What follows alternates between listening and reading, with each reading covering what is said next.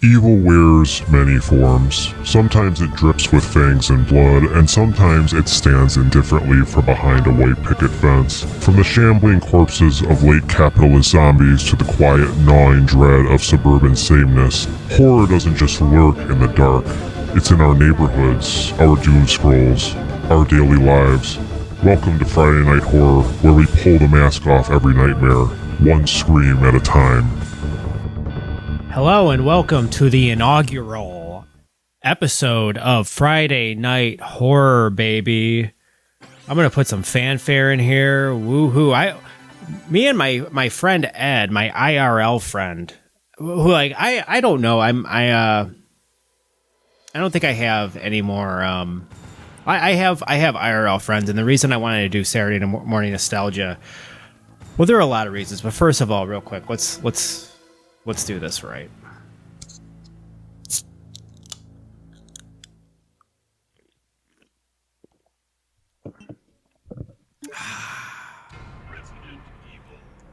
I hope that was obnoxious as possible.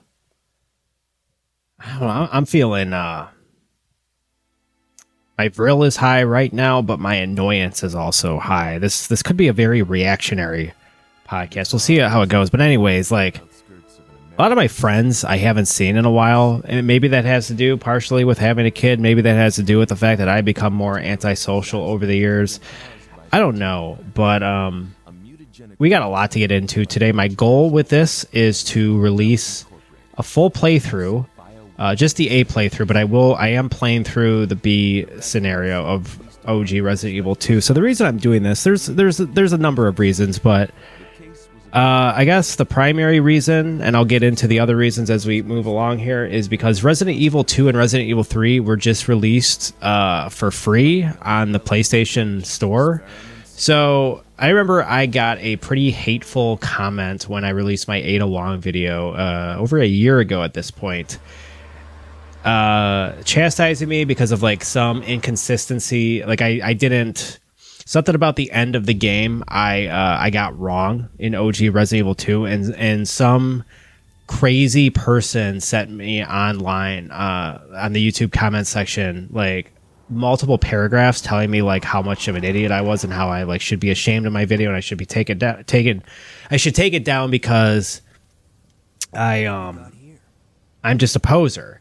And to which I responded and I said that, well, I understand where you're coming from, but also this game, I'm not like a Luddite, and Andrew, I hope you're not watching because I'm ashamed to admit I still haven't figured out how to use this emulator you so graciously provided me with yet because I haven't had the time. So my dog is dying, my soon-to-be 16-year-old dog, Duffy. I was originally going to release this after he passed away, but I just decided, you know what, this is because I was originally going to like figure out how to use the emulation after he died so I could play Resident Evil 2 because Resident Evil 2 is like my ultimate comfort game. And lo and behold, the same week my dog just started really dipping in quality of life and suffering. Resident Evil 2 and Resident Evil 3 were on the PlayStation Store. And we'll get into Duffy later on. Why am I doing this? Because this is my channel, and I can do whatever the fuck I want with my channel. So, to all the haters out there, I don't know. Either watch this video and leave a hateful comment and go fuck yourself, or just don't watch the video at all. I don't care. Like I'm not looking for clout here. I'm just looking to, it's been a very chaotic, it's been a very stressful handful of months. I've tried to release stuff when I've had the time to. My time has been really chaotic with like the amount of time I get per week. It's really funny too because I just recently released a political compass video, and I got a lot of comments about it saying how I'm like, I don't know if they were being ironic or not, if they're being like telling me like I need to go outside and touch grass. And I'm like, literally the only reason I have so much time right now to like be extremely online is because like I'm watching a kid. So I have a lot of time to like just have podcasts play on my phone, and I'm like, anyway, I don't know. I'm very scatterbrained here. So let's try to get the focus in. Why is Resident Evil 2 one of my favorite games of all time? I'm going to probably, hopefully, release a video soon on Metal Gear Solid 1, which I do call in that video my favorite video game of all time. But now that I've gone back and I've replayed Resident Evil 2 for probably the 20th time in my life, from like a purely gameplay, tactile standpoint, I do think Resident Evil 2 is a better playing game than Metal Gear Solid 1. Metal Gear Solid 1 obviously has a lot more going on.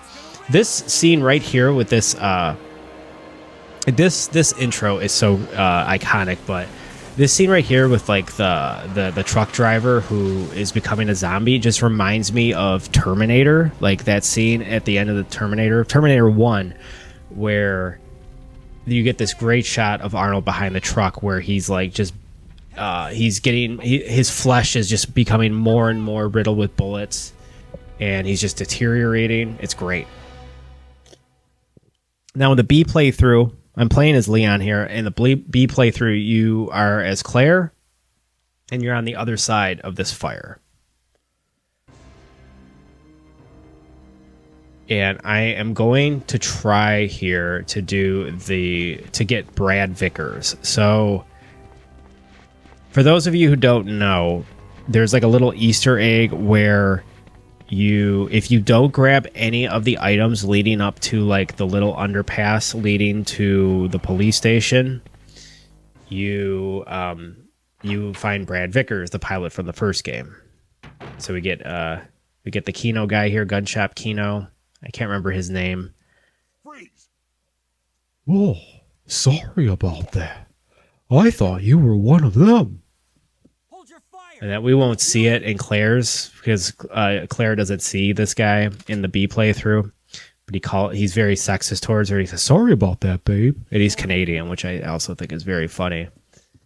Going through a bit of a Canadian phase right now.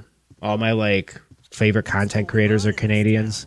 I'm like practically begging them to like, hey, look at me, this little micro account with 250 subs. Like, look at me. Can I come to Toronto? Please let me come to Toronto so I can collab with you guys because I'm such a tiny channel.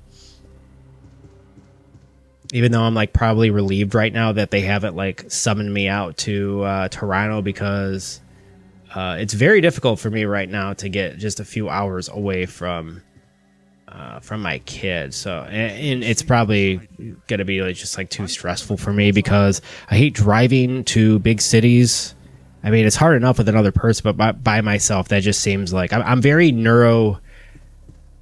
like whatever the opposite of heteronormative is. I am as like a millennial man who just fucking hates driving. I don't know how Detroit is a fucking logistical nightmare with like how you basically just make up your own rules when you drive through Detroit, and it's a fucking nightmare. Whether it be downtown or in the ghetto, whatever you want to say. Even though like Detroit has gotten a bad rap, it's getting a lot better. And when the water wars really start ramping up in a few years here, which will probably be accelerated by like all of this AI we're using now, like how literally every single person is using Chat GPT.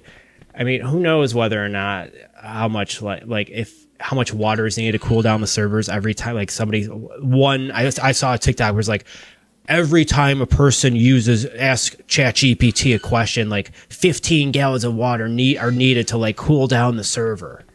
Another reason why I think like Resident Evil 2 is better than the remake. Like, look at these iconic screens, like this basketball court here, where I'm just like, look at the graffiti on the wall. Like, this too shall pass. You got this like alien dude over here doing this like great dunk.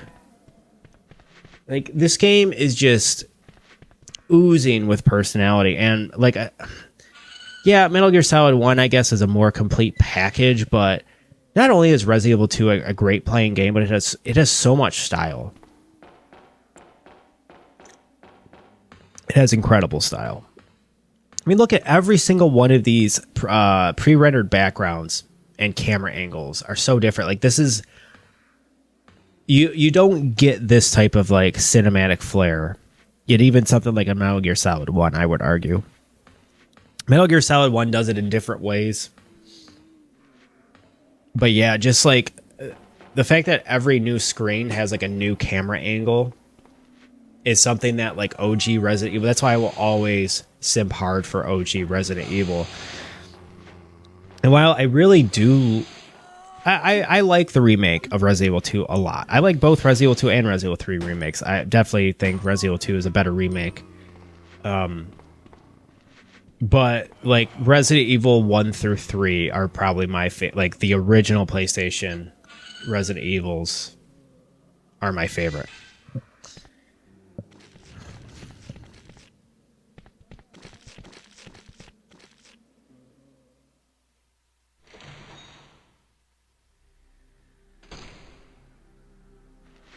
This part's actually really hard when you don't know the game, and I mean, forget trying to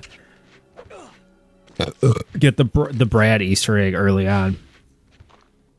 When you don't know how this game works and you don't have it memorized, like this classic Resident Evil definitely requires a lot of memorization. And for whatever reason, I've always been pretty good at memorization. I don't know if there's like any correlation there between like rote memorization and like a schizo framework, which like I kind of outed myself on the Political Compass video that I'm more schizo adjacent than autistic adjacent, which I'm sure like either probably pissed off a lot of people or like scared people or whatever, because like my wife hates when I do this whenever I like say like I have schizophrenia or whatever, which kind of annoys me because it just feels like it's just a reminder of like, I don't know, maybe I do need to touch grass more, but I feel like so much of the time I feel like I'm surrounded by normies and I have to just like, I just have to really like put on my normie mask, or I guess like my autism mask, because autism is definitely still like, you can't be openly schizo. I mean, you can, but you'll probably get a lot of weird looks from, and people will just either not take you seriously or like will be intimidated by you or won't want to be around you. Even if you're like very pleasant and easygoing. And so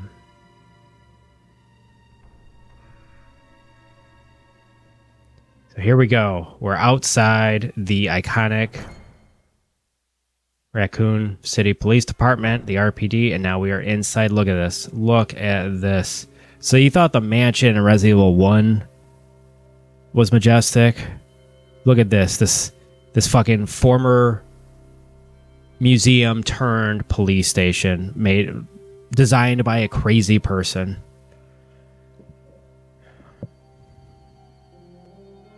Why am I just standing here? So there's two paths you can take when you originally enter the police station. There's that door to the right of the entrance, which is like the B path, the path that is probably harder. It's more difficult, but it's probably more, it gets you like better items early on, but it's more of a risk. Whereas the A path, and neither one, this is not either path. This is just like the first thing you have to do in the police station is talk to Marvin here. Good old Marvin. Who are you? Oh, you must be the new guy. Leon. Sorry, but it looks like your party has been canceled. What happened? About 2 months ago, there was this incident involving... I love how they extend their arms every time they say something. It's like their way. It's like the way PlayStation 1 characters emote.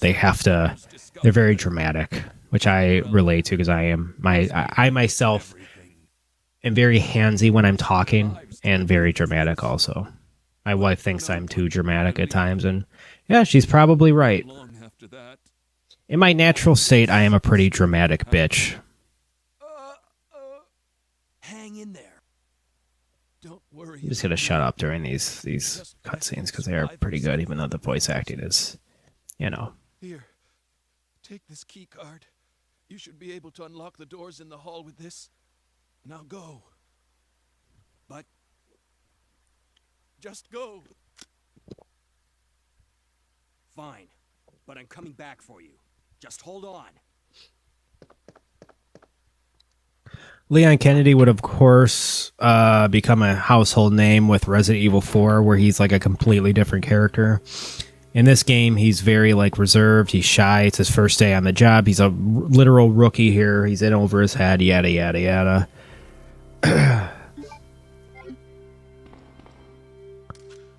But with this, I'll talk about this more if I release my B playthrough with Claire. But like, this game just adds on to Resident Evil 1 in such great, because like Resident Evil 1 has a male and a female character you could choose to play through as well, but this game ties it in a really unique way with the scenario system, or the ZAP system, I think it's called.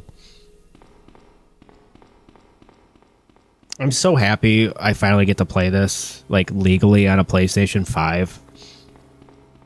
Where am I going here? Which way am I gonna go? I'm being very indecisive here. Okay, so we're gonna go the A route. The A route, like I said, is easier, I think, but it does start more difficult for a reason we will see very shortly. No smoking sign there, and then I'm playing on normal here, which is pretty difficult because if you play on easy in early Resident Evil, you get a lot more items in the item box. If you play on normal, you get nothing. So that 2236 code, that is for the B path, not the B playthrough, but well, I'm going to do that right now, actually. I'm going to go to the alternate path through the police station so I can get whatever is in that safe, because I know where the safe is. It's this way.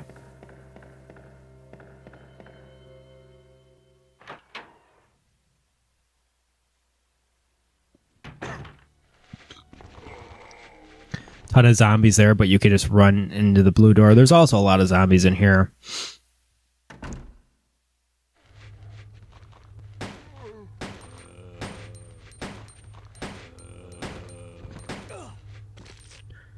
Damn, his arm just... Another great camera angle there, that kind of overhead shot. Another arm detached. That is very rare that happens twice in a row. So yeah, doing what I'm doing at the beginning of the game is ill-advised. I would only recommend doing this if you played the game multiple times, but if you're doing that, why are you watching this, I guess?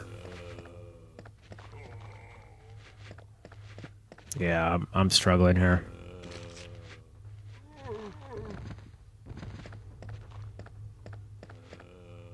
What's in here? It's shotgun shells, and we don't have the shotgun yet, but you know what? We'll take it, because it also comes with a map that I will never use, because I have a pretty much photographic memory when it comes to the police department at this point in my life. Like the mansion at Resident Evil 1 and the police department in Resident Evil 2, I have like a blueprint in my brain of these places.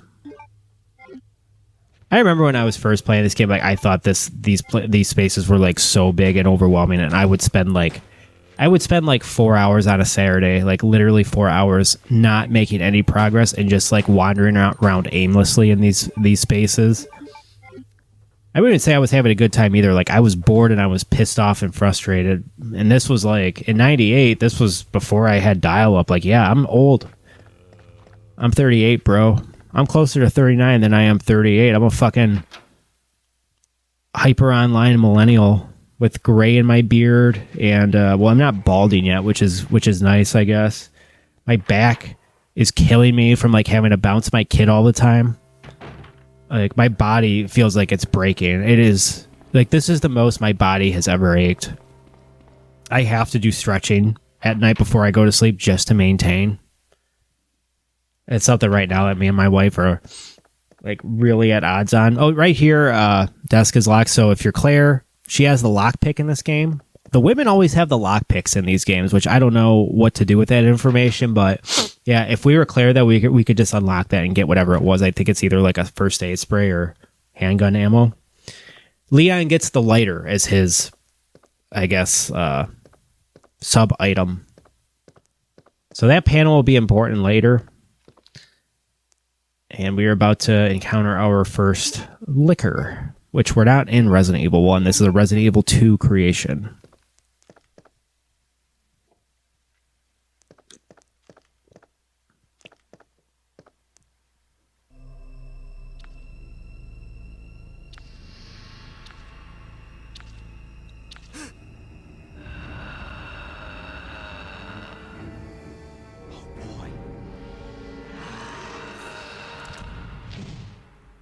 Yeah, I'm just going to run past this fucker. Try to get that herb.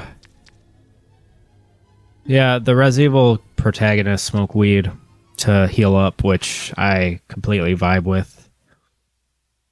I think weed smoking is most, like, not mostly, but a lot of schizos smoke weed. Autists do, but I don't know. So yeah, this is an area where we use the lighter. Operation report.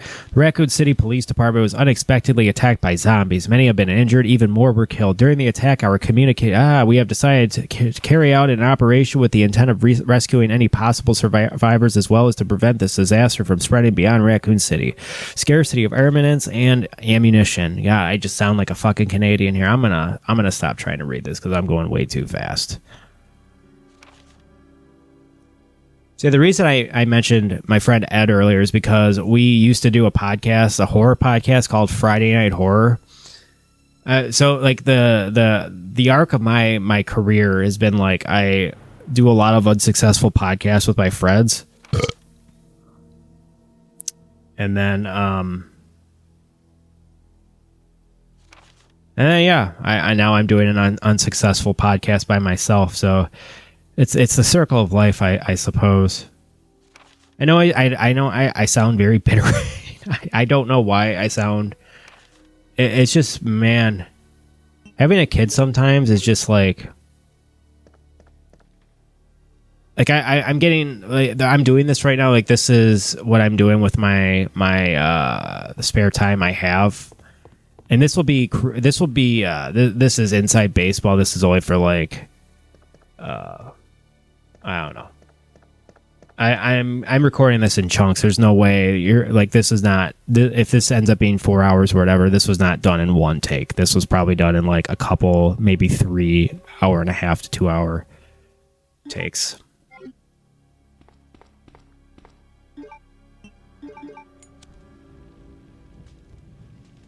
So yeah, there's 2 jewels here. I don't know why I say so yeah a lot. Like my brother does this thing too. I don't know if it's like a white suburbanite thing. But whenever he talks, he says yeah before he says something. Well, yeah, da da da da da da. And I do that too. Or when I'm like trying to lead or record one of these, I feel like I always say so yeah. Like in a never-ending state of just transition. These zombies are just relentless. I think me and Ed did like 5 episodes of Friday Night Horror, and we reviewed. I think like the first we reviewed was M. Night Shyamalan's The Visit.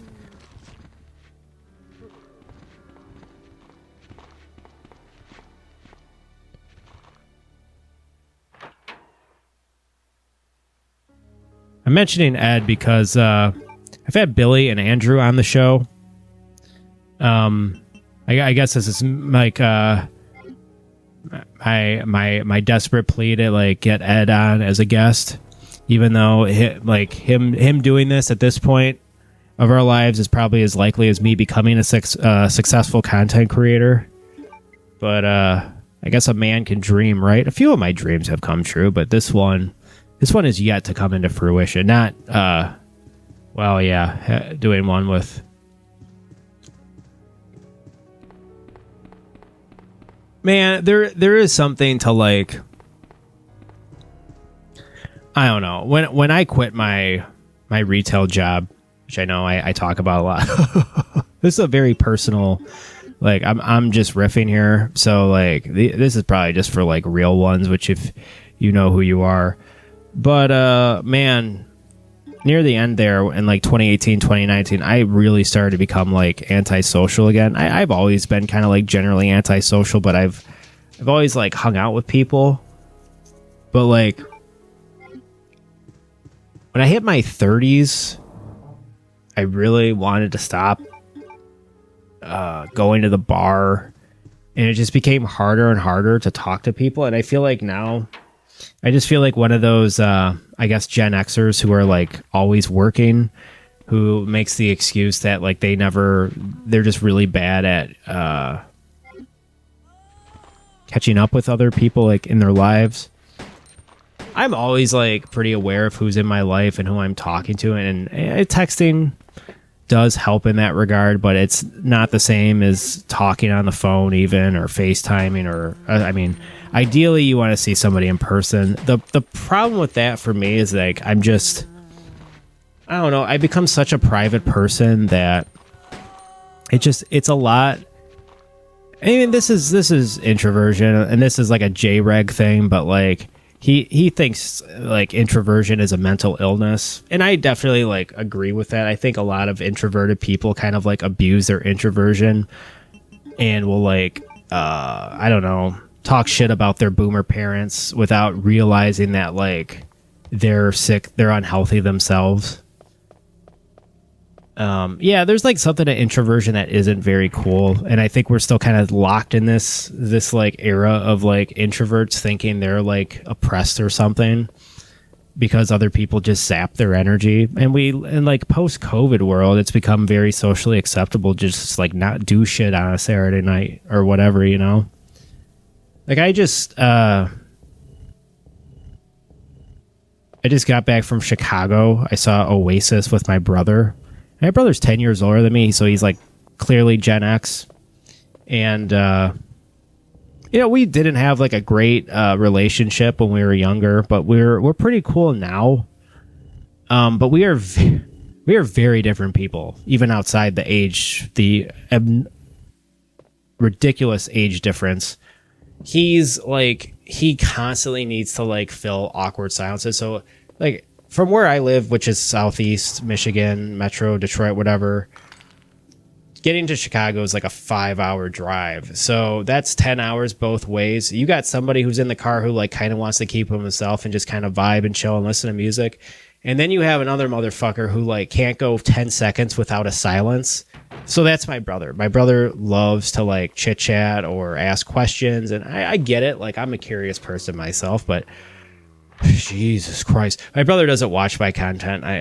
Maybe he does now. I hope to God he still doesn't though, because I feel like I'm disparaging him right now. But I love my brother. I love my family. We're in a much better spot now. And I feel like that's slowly becoming the case for like millennials and even like some Gen Z, maybe. I don't know.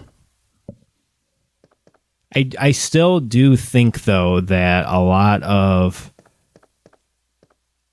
like relationship, like boomer parent to millennial child relationships are like transactional, where like a boomer parent feels like the only way they can show their love is through like money, which I know I've talked about.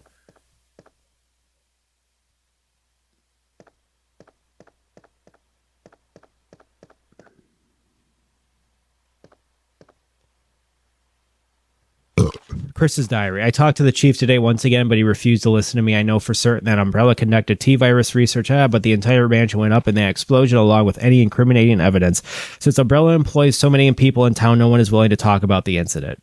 We've been receiving a lot of local reports about strange monsters appearing at random throughout the city. This must be the work of Umbrella. With the help of Jill and Barry, I finally obtained information vital to this case. Umbrella has begun research. We talked it over and have decided to fly to the main Umbrella HQ in Europe. I won't tell my sister about this trip. Please forgive me, Claire. So this is the plot to Code Veronica, which is kind of like a direct sequel to this game, even though it's not. There's no number in the title. And here we go. I think this is the only time Claire and Leon interact with each other until the very end of the game, because both characters have their own like side characters.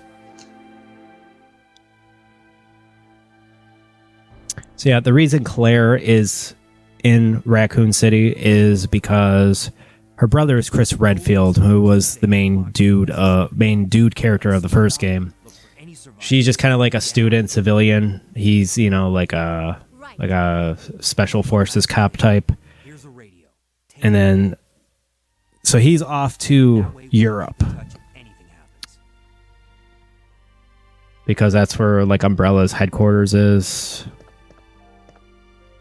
Umbrella is just like a really shady corporation, pharmaceutical, completely careless, doesn't care about people.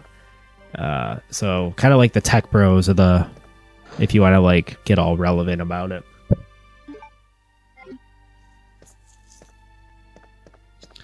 These fucking tech bros suck. I can't believe what is happening to I feel the like city. COVID was like we're just facing a lot of catastrophes right now as a people.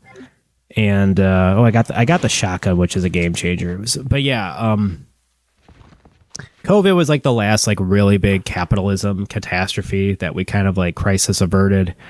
And now I feel like in 2025, it's quickly became like artificial intelligence. And we'll see if that factors into like global warming, because it clearly I see a connection, and I do believe that like all this AI does is going to like accelerate like weather getting even crazier than it already is. And then the other like catastrophe of our times, I would call, I guess, fascism. Fascism is definitely like on the up and up, and I don't just mean like the Trump authoritarianism going on right now. Like, people who think Trump is bad, I think, don't realize how worse it's going to get.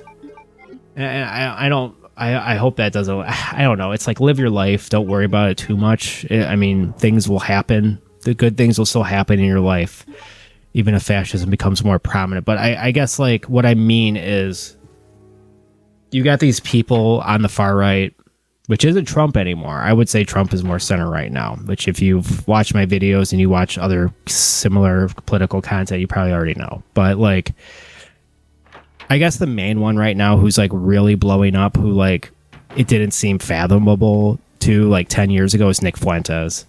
Nick Fuentes is quickly becoming mainstream. It's kind of fucking crazy how fast that has happened. So Nick Fuentes is he's done something like kind of unprecedented, and this is why I think people take him seriously, and I think this is why he's such an interesting figure. Because like, you'll get a lot of people on the left who are just like, Nick Fuentes, he's just fucking retarded, fascist, incel, yada yada yada, and they don't take him seriously. They don't understand what his critiques are. He actually has a very compelling like worldview. And we'll get more into this, but right now it's like I'm doing this weird kind of like hip shuffle because the liquor is totally blind. And so even if you're walking, he can hear your footsteps and he'll start attacking you. But if you do that like little glitchy thing I was doing, he can't hear you. And of course, it doesn't fucking matter because he heard me anyways, and I had to kill him. And we're going to go put that unicorn medal in so we can get our first key. But yeah, so Nick Fuentes is like the one person in the history. Like, nobody was able to do this in the 20th century. He's the first person to ever like kind of unite the republic, the right, the new right, whatever you want to call it, in becoming more and more critical and suspicious of Israel. And yes, I'm going to say Israel and not the other thing, which Nick Fuentes does, and that's where he shows his ass as a fascist.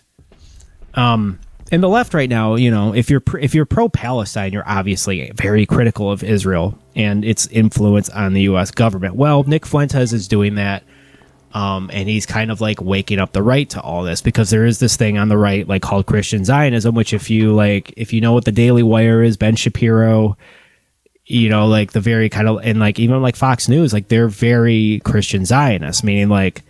And Jordan Peterson talks about this when he talks about like Judeo-Christian values, how he just kind of like mashes the two religions together as if you can just do that.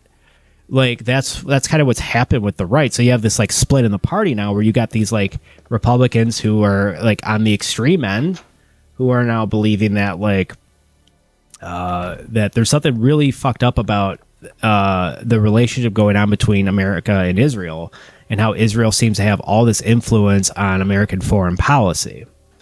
So that's where Nick Fuentes is a very captivating figure for the right. And a lot of leftists and kind of like horseshoe types, which if you know what that is, I talk about that in my political compass video. Like he's a very interesting figure for like horseshoe types and some of the left right now who are like trying to figure out what the fuck to do with like this like acceleration of fascism. And I feel bad because there's one content creator who's kind of like showing his ass, PFU. I don't know if it'll be interesting or not as we're playing through Resident Evil here. But like he markets himself as a radical anti-centrist. So he calls himself an enlightened radical anti-centrist, which I think is kind of cringe because it's like, dude, it's 2025 and you're going to like unironically call yourself enlightened. Like, I get what you're going for, but I mean, come on, let's be a little modest with the branding here. My God. So like he's kind of become like, what's the word? Like a strong man. Like he'll always be the person who's like pro Nick Fuentes in a debate, even though he like will always preface his like adulation of Nick Fuentes by saying like, you know, he's degenerate. He's an incel. He does horrible things. He has this weird cult who, you know, they're called the Groypers.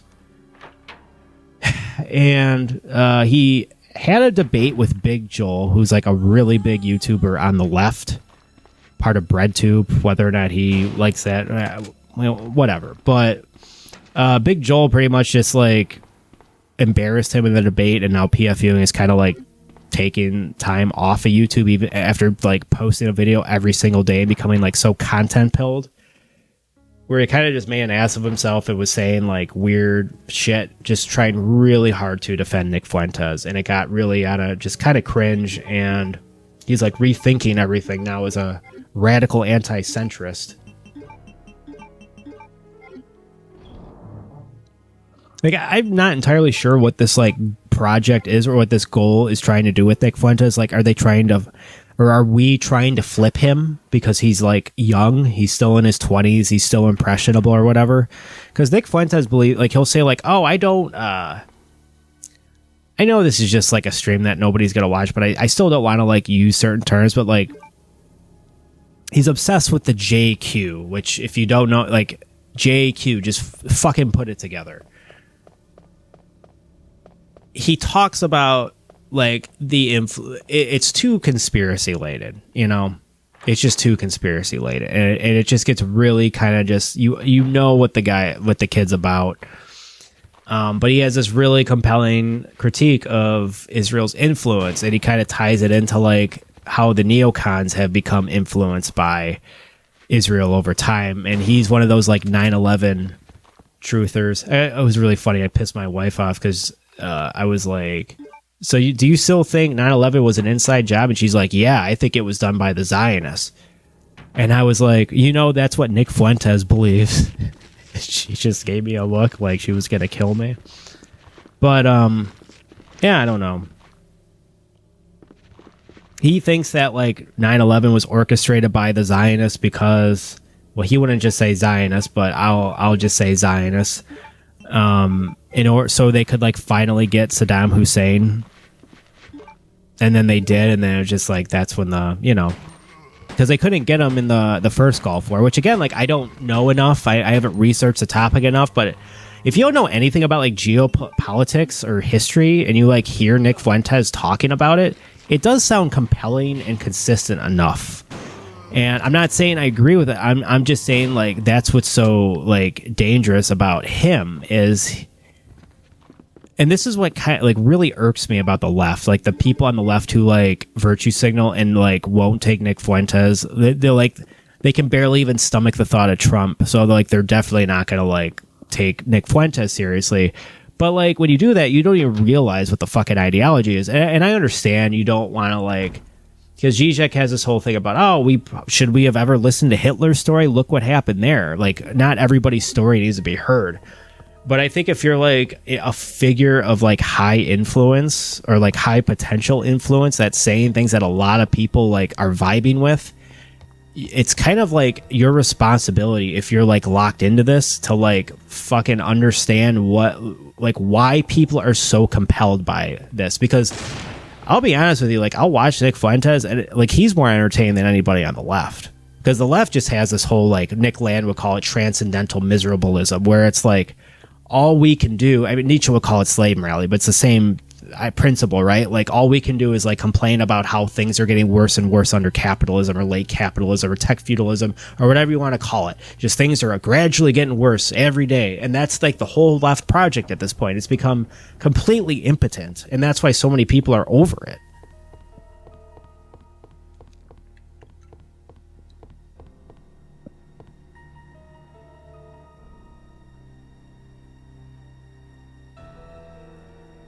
Yeah, I did not expect to get so far. I wasn't even going to talk about politics doing this. I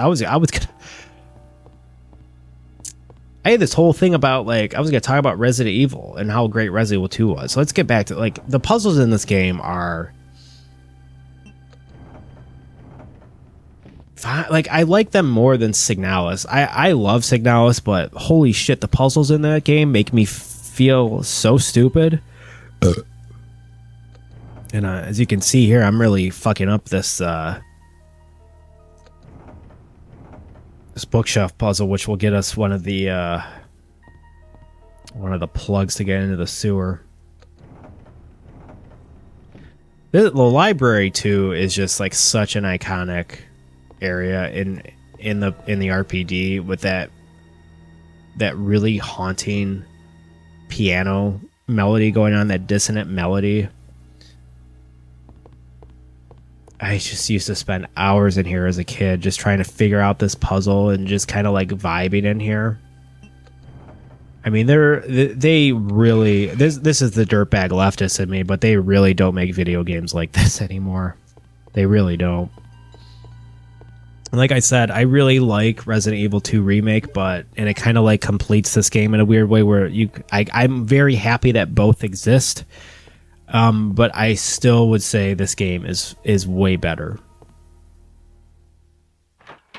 But I'm also a late 30s millennial, so I guess take that with a grain of salt.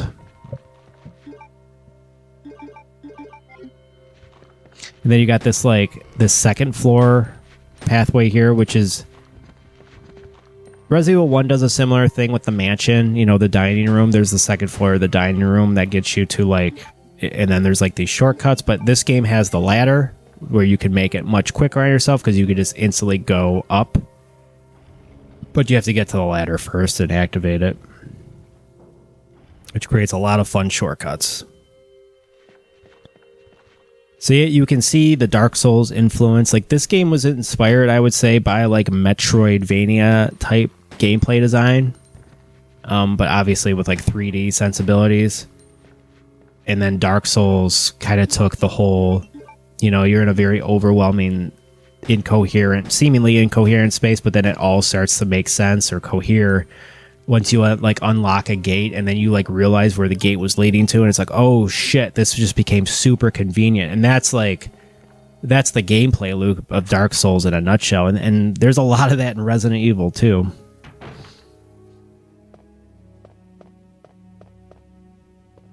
So the small key is what Leon needs to unlock the cabinets or drawers that Claire can unlock with the lockpick.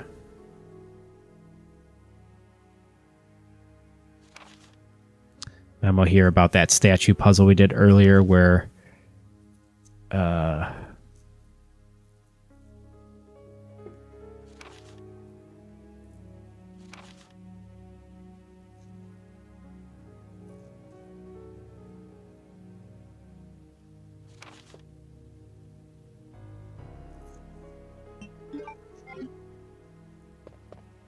my brain just farted and I gotta take a dump. I'm going to take a short break. I'm going to take a dump. I'm going to save here in the second floor waiting room. and we'll continue. Maybe we'll talk more about Resident Evil 2. Maybe we'll talk about my dog. Maybe we'll talk about the far right. Who knows? It could go with a schizotype. It can go in any number of directions.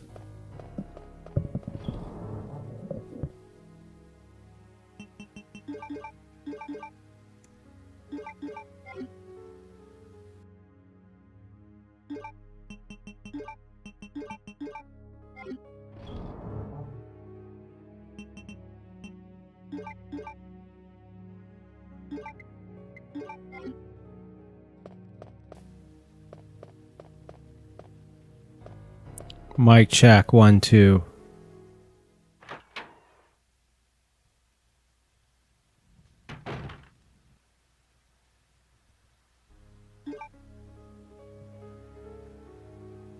And we're back. I took a massive dump. I needed that. I don't think. So when I went to Chicago with my brother has a complete opposite problem I do, where he shits like 3 times a day. When I already like don't shit every day on average, and when I have to like go out of town or I'm outside of the house, I'm away from home base, as Larry David would say. I usually can't shit for a while, so I get constipated. So I came back from Chicago and I had to take a shit, and I took a little bit of magnesium, which helps with that. And I think I was able to shit the next day. I shit a couple times. It opened the floodgates. And then I didn't shit at all yesterday.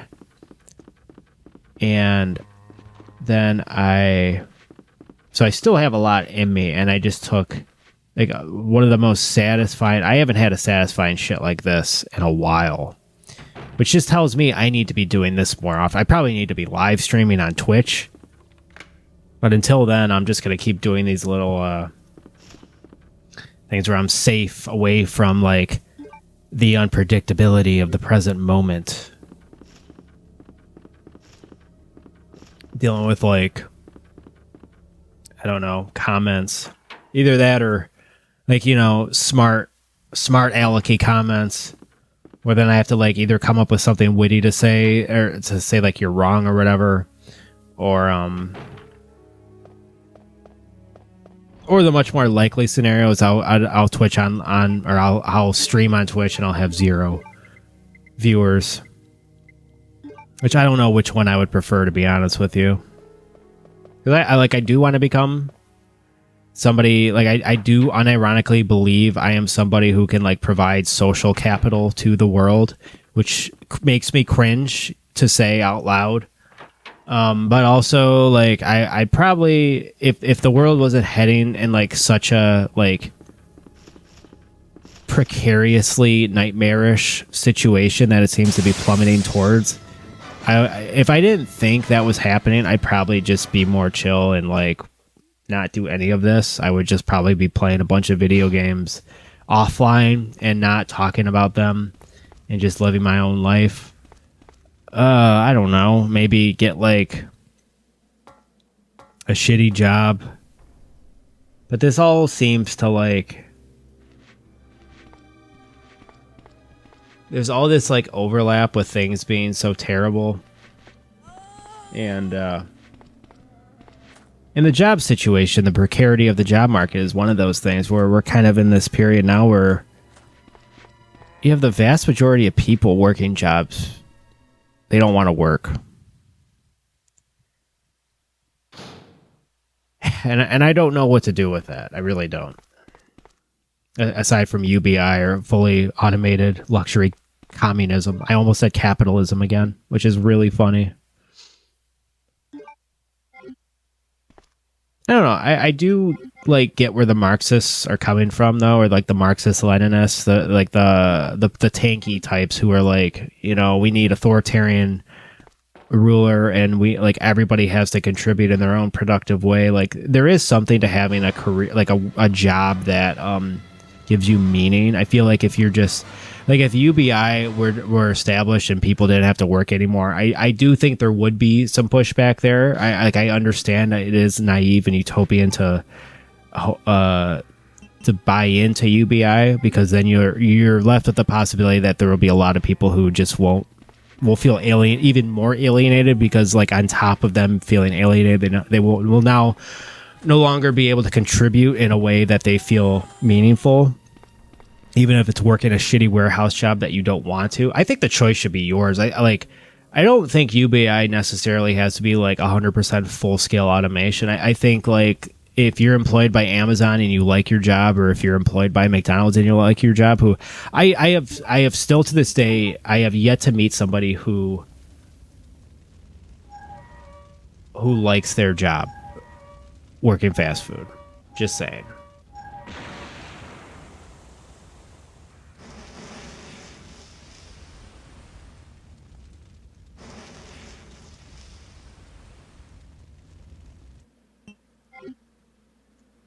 So yeah, we get the valve here to extinguish this fire.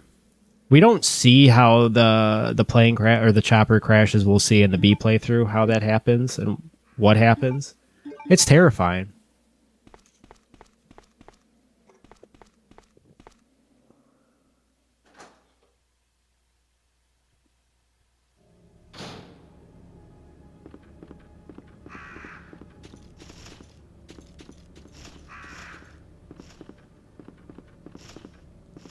Me and my brother were just talking about this so my brother's 10 years older than me. He went to Michigan State University in East Lansing, which I also did. But he was like 21 when he showed me. So like my parents were really conservative at the time. And like my mom was like a huge prude. So it was shocking to me and my brother that she let him watch me. Like I went to Michigan State for a weekend when I was 11 as him supervising. And this was like right after Resident Evil 2 came out. And I remember just like playing this in front of all my brother and his friends. And they thought I was like the coolest fucking person in the world. As like an 11-year-old who thinks like these fucking college juniors are cool. Like they think I'm cool. Really did a lot for my self-esteem briefly. And then I crashed and then I lost my self-esteem. I think I felt really good about myself for like 3 days after that trip, and then that was the end of that.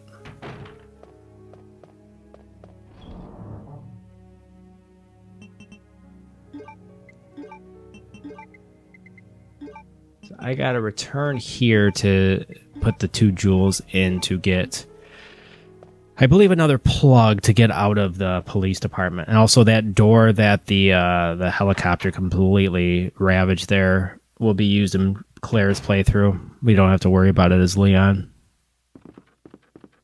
Yeah, you can already see the amount of backtracking, which is like something a lot of people don't like about these games. I'll tell you though, when you know these games like the back of your hand, like I understand why like Resident Evil speedrunners love replaying this game, because there's just something that's so satisfying and comforting about just like playing this game at a high level and kind of knowing where to go. And you don't really mind the backtracking anymore. You're kind of just like enter into like this Deleuzian flow state.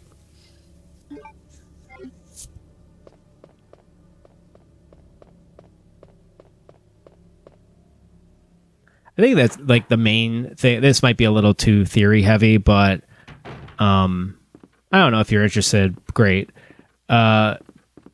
So like I think what made me lean more into like, or I guess feel more secure about like having schizo tendencies was reading Deleuze and Guattari's Anti-Oedipus, which I definitely have problems with. Like I'm kind of in the Zizek school there, where I do understand like Zizek's a Hegelian, and like Hegel and Deleuze are like antinomies. They're like antitheses of each other in the theory world. They just do not vibe at all, which like a horseshoe person would be like, oh, awesome. Like we're going to not synthesize, but like we're going to get to the heart of like these contradictions between these two thinkers. And But it didn't even like this shift didn't even start with Deleuze or this difference. It started with Nietzsche. Like you couldn't ask for two more different philosophers of the 19th century in Germany. You had Hegel, who was like a big proponent of liberalism and thought he thought we had arrived at the end of history by the middle of the 18th century or 19th century when he saw liberal values as like the ultimate achievement in society, which isn't entirely true. I don't think he actually believed that, but a lot of people ascribe that to him. Whereas Nietzsche was very critical of democracy. So when you watch my videos and I say I'm suspicious of democracy, I hope that doesn't make me come across as some kind of fascist. It's just the Nietzsche in me. And there are people who definitely think Nietzsche is a fascist, and Philosophy Tube's god awful videos on Nietzsche, where she pretty much just lumps him in with the MAGA movement and says he would be MAGA today. So for those of you who don't know, Nietzsche, thanks to his awful sister who was a Nazi and a fascist, tried as hard as she could to recontextualize his work for the Nazi Party, because I think she actually did end up working for the Nazis, or she definitely had had connections in Nazi Germany.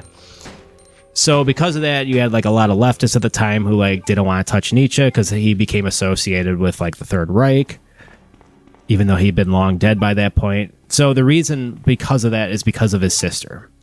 And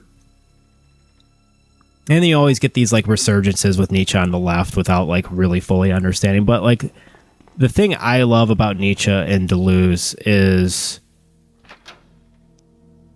how much they're forward thinking of the future. And I really haven't read much of them lately, so I can't really say anything profound about that right now. But just on a purely vibes based level, I definitely there's a lot that I disagree with Deleuze, but there's a whole idea of constantly re-territorializing and deterritorializing,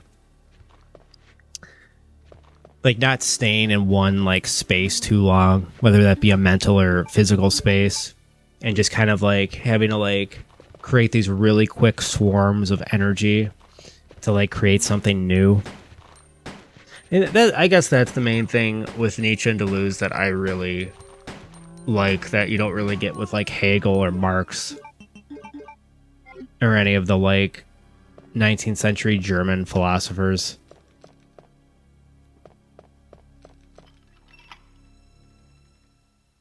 It's a lot of Hegel and Marx can be kind of seen as reactionary, whereas Nietzsche was very, very, very self-aware. He was most likely an incel, most likely a gay incel, but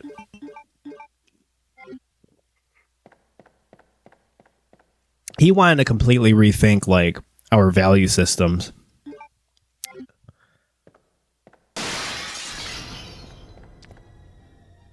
So he would think somebody, I'm pretty sure, because I've really been grappling with this lately, and maybe I'll put this in some kind of video essay format.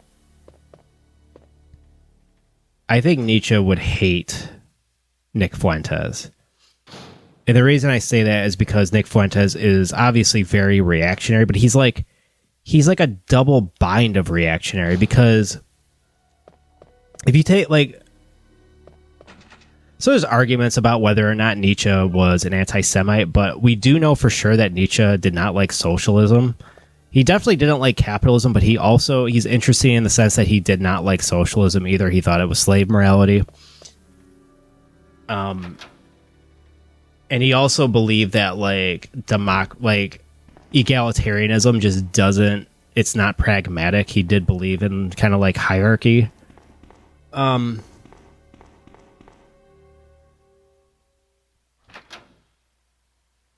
So yeah, but you think of Nietzsche would probably be very anti-Israel, because he would probably see the creation of the Zionist state of Israel, the ethno-state Israel, after World War II as like a very reactionary move, because it's like you have these people in power who are like literally forcing Palestinians off their land. So it's a very just like it's based on jealousy, resentment, envy, hatred, in order to create like this new ethno state or whatever for like the supposed safety of Jewish people. I said the word. Oh my God. But with Nick Fuentes, you get somebody who is being reactionary to something to an ideology that is already reactionary. And I'm talking strictly here only about Zionism, which Zionism is not the same. Like, okay, fuck it. I will say that being anti-Zionist is being anti-Semitic. But I think it's the correct type of anti-Semitism. There's two different types of anti-Semitism. One is incredibly cringe and stupid. The other one is incredibly correct and based. It's being anti-Zionist is being anti-Semitic. But I think it's the correct type of anti-Semitism. There's two different types of anti-Semitism. One is incredibly cringe and stupid. The other one is incredibly correct and based. It's a very quick version of that. So what Fuentes does is even more reactionary, because he's reacting off of a reactionary ideology, and he's thinking that if only Jews became Christians, they would be tolerable. They would be, because he always says like, I have plenty of Jewish friends and they're almost all Christians. So his idea is, all the Jews can live, they just have to like convert to Christianity. Another thing about these far-right types, which I definitely will be putting in a video, the flat earth stuff really seems to be making, I feel like the flat earth stuff is about to become more and more of a talking point you can't get away from. Like I watched the Sam Hyde show on Sunday morning, even though he releases it on Saturday night, to kind of like, because he's a big fan of Art Bell, who was like this AM radio guy a long time ago, who was like a conspiracy night. He talked about aliens and shit like in the middle of the night. So that's like the vibe Sam Hyde is going for. He's trying to like indoctrinate as many people as possible to his movement. And he had this flat earth guy on. So I watch it on Sunday morning, like almost ironically, because it's like my version of going to church. Because Sam Hyde strikes me as somebody who's like very, very ashamed that he has to like, because he is a white supremacist and an ethno-nationalist and a fascist, and he's probably proud of that. But I think the thing about it that he gives him the ick is that he has to be Christ is king. Because that's the thing that unites all of them. Like Christ is king is a dog whistle, and Sam Hyde, whenever he talks about God, he always has to like bring up how much he knows about like the science world. But there is something about science that like you have to be very, very vociferously anti-science to be like on the far right. Which is why flat earth is like such a compelling theory, because it's like so anti-science. Because like this guy he had on his show, the Sam Hyde show, was this like I think he calls him Flat Earth Dave. This guy like believes that we were being taught flat earth theory, which he thought was the correct theory, until Rockefeller did something in like the early 20th century in the school systems. And because of that, we're all now just fucking, we're all being propagandized to he calls them the globe heads. We have to learn from the globe heads that the earth is actually round. And so then I naturally asked ChatGPT, I was like, is this what happened? And ChatGPT was like, no, you fucking moron. Like the flat earth, like nobody has believed in the flat earth like model since like the 6th century BC. So because like if I was like, oh duh, because before the 20th or before like the Enlightenment, what people believed was like the earth revolved around the sun, like the Copernican revolution. Or it revolved around, what is it? Something revolved around the earth, or people thought like the sun revolved around the earth, but it was actually the opposite. I don't know. And then Galileo did something. But the point is, I know I'm sounding like a fucking idiot right now who knows nothing about science, but like the point is nobody before the like Catholics during the like barbaric Middle Ages, like the Crusades, didn't believe in flat Earth. They believed in like the thing that they thought revolved around it before the fucking Enlightenment, which I can't think of right now because my other dog is barking and I don't know what's even going on anymore. But yeah, this like, I don't know, man. This like the paleo conservatives or the fascists, whatever you want to call them, like they don't like Trump anymore. They think Trump needs to be kicked out of office. They're coming. And like they're gaining influence. Like I'm talking like Sam Hyde, Candace Owens, even Tucker Carlson, Nick Fuentes. Like Nick Fuentes and Sam Hyde just like collaborated together. They're fucking doing shit. I'm waiting for like Kanye or Ye to join them. Like this shit's getting crazy, bro. Like you could just flat out watch like Nick Fuentes. Like I'm surprised he hasn't been welcomed back to YouTube yet, because YouTube is like kind of like Sam Hyde could just openly talk about flat Earth on YouTube now. So YouTube has gotten less regulated in like the past year. Unless you like are critical of Israel, they'll try to shadow ban that shit. But yeah.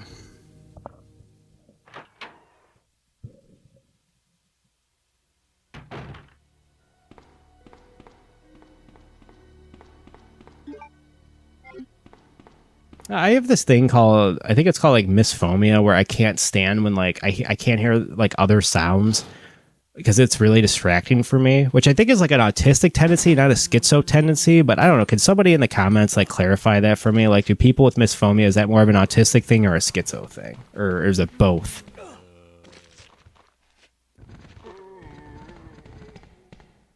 I know Tim Rogers has this because I used to watch Tim Rogers on stream, and whenever his dog would start barking, he would get super distracted by it, where he had like could not talk anymore. It, like completely took him out of his flow state. And I have a Chihuahua, and the same thing happens when the Chihuahua is outside barking. It's like so fucking distracting to me.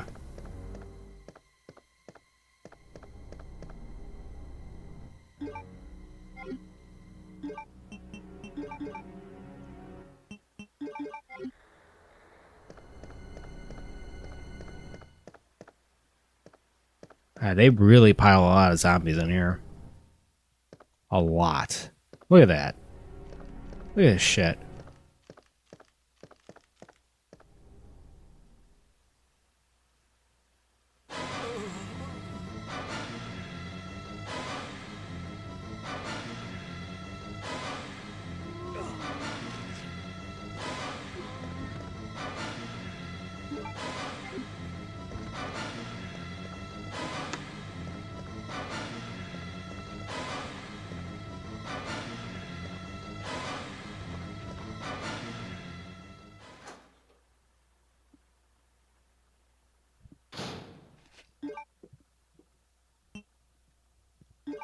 All right, it's time to meet Marvin.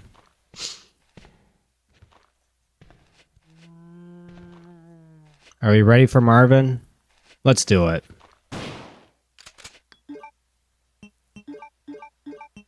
It turned blue on us, or purple. Gee, look at that transition. Amazing. And then, oh, he just gets you right away. Like, he is right there. And another arm, detached arm. So that gives us the heart key, which will get us to the basement, and I don't even bother trying to kill him, which, yeah, probably for the best. So this game starts off, like, really difficult. The police station's pretty difficult. But both, like, the first two games in the series start off pretty difficult because you don't have any weapons.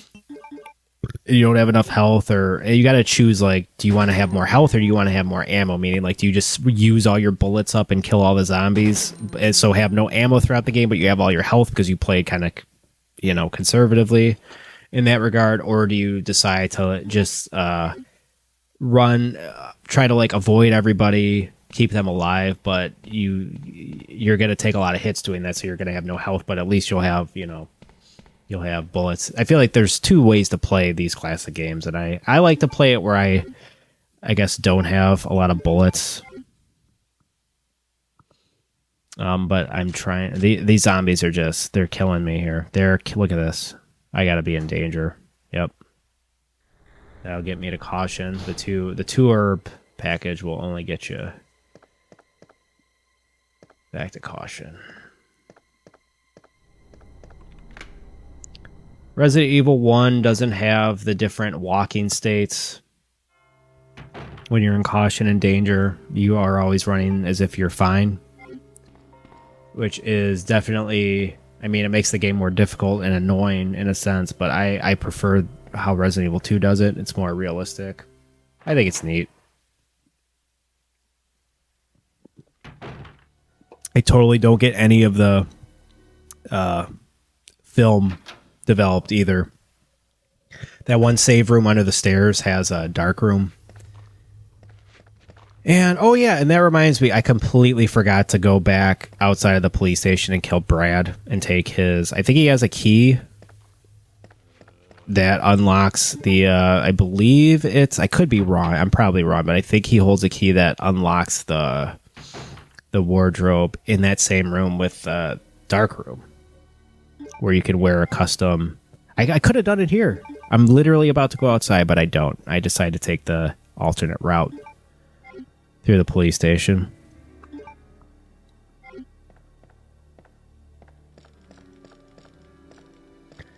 And we are going to go to the basement of the Raccoon Police Department, which I would say is the most difficult part of Resident Evil 2.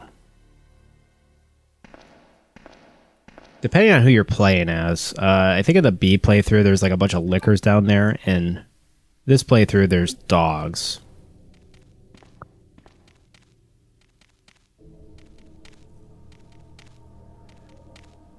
That's probably a good segue to talking about.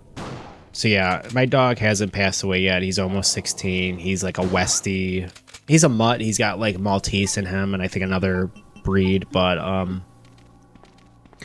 I know everybody says this, but he's the sweetest dog ever. I love him to death. I ain't never had a dog growing up, so this is like, he's technically my first dog.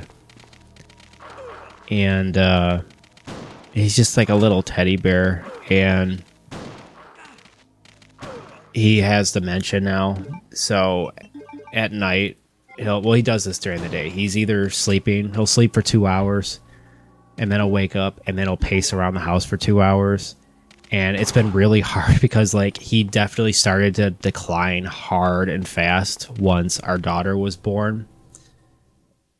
Probably because he wasn't getting enough attention or whatever, but it is what it is. And now it's just the timing of it. It's like we're bringing new life into this house, and we are also kind of living with death, because like he also has gingivitis because we fucked up. And you know, I'll never make this mistake again if I ever get another dog. We never brushed his teeth. Yeah, we're terrible dog owners. Let me know in the comments how terrible I am. But, yeah, we just, man, these dogs are just completely owning my shit. His breath is terrible, and he's always breathing, like, really hard because his gingivitis is just giving him a lot of problems. And he got even worse when I decided to like do this video, and I thought like he was, you know, I thought it was going to be like this week when he was going to die. We had been giving him antibiotics and pain pills from the vet, and we hadn't been taking him to the vet for a while. So we decided, let's see. We realized that his pills would cost way less if we got them online. Like they cost 4 times as much to get them at our vet office. So like, okay, that's great. Thinking we're being super fucking clever and, you know, resourceful with our money. Turns out it took literally 3 fucking weeks for them to get here. And we ordered them when he was already out of pills. So he went over 3 weeks without either the antibiotic or the pain medication. And he definitely got way worse in that time. And my guilt was just killing me about it, but we're also very financially like in a precarious situation right now, especially with just having a kid. So I'm just sitting there and waiting for these pills to come, and every day he's getting worse and he sounds terrible. And that's when he started pacing around the house, and that was a problem because he was knocking stuff down in the house. He was getting stuck And then he was waking the baby up because he would like go in the bedroom with her, and then he would just be like causing chaos. Like he's a small dog, he's like 20 pounds, but he would just like walk into stuff. So he finally got his pills a couple days ago when I came back from Chicago, actually, and he's actually gotten a lot better. Like he'll still pace and he still has dementia and all that shit. But he's sleeping more, and he just seems to be in less pain, which is great because I obviously know it's going to be very temporary, and you know we're going to have to figure something out with him soon. And here's Ada Wong, the infamous Ada Wong, who was played. I think this is the Sally Cahill version, right? Probably my personal favorite Ada until. Oh, man. I can't even remember her name. The voice actress who played her in the remake of Resident Evil 4, the one I love so much. I still stand by that performance. That's the best Ada Wong. This is the second favorite. My second favorite, I would say. Lily Gao, that's her name. Lily Gao. I hope she's doing all right. I still think she got a lot of undue shit for her performance. I thought her performance was really based. But now that I understand more, like politically, why people don't like her stuff, yeah, I'm not surprised. So yeah, the reason I decided to play Resident Evil 2 though, because my dog was dying, was because I have this weird memory, and it's nothing. It's like it's not even like this is just for me. Okay, like I think it was like 2018 when I was working my soul crushing retail job, and I remember like my wife had to work, and I just had the day to myself. And it was before we had the Chihuahua, so it was just me and Duffy in the house, and we were just chilling. And I had a few hours to kill, so I was like, you know what? I'm gonna play through Resident Evil 2 again. I haven't played through Resident Evil 2 in a while. And I went in the back room, which is now our nursery, our daughter's room. At the time, it was kind of my man cave. And I played through Resident Evil 2 in one sitting as Duffy kind of like sat and chilled in the living room. So we were in different rooms, but just kind of like hanging out alone together, if you know what I mean. And I always remembered that. Almost like I knew something like this was going to happen because I was like really having a hard time at the job at the time, and I just wanted to like play a comfort game. And I just remember feeling very secure and like very grateful that, you know, me and Duffy were so tight, and like we were just very like I definitely think, you know, Duffy's a very low energy dog, you know, like when I first moved in and was around him when like 2016, 2017, like it took him a while to like fully accept me. Like he started shitting in the house for a bit. And he bit me once because I tried to pick him up when Sophia's mom came over at like 1 a.m. unannounced, and I didn't know what was going on. So we've had our spats, but you know, like ultimately, me and Duffy just like we bring out the chill in each other. We just want to chill and hang out, you know, like a normal dog. So in that sense, he's been my best friend for almost a decade now.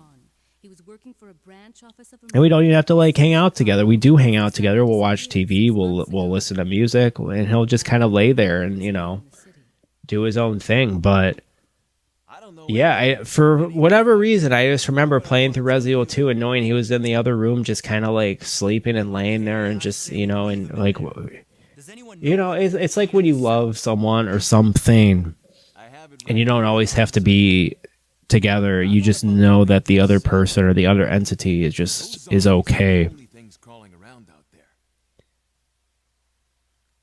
I have two dogs. Yeah, so I have two dogs.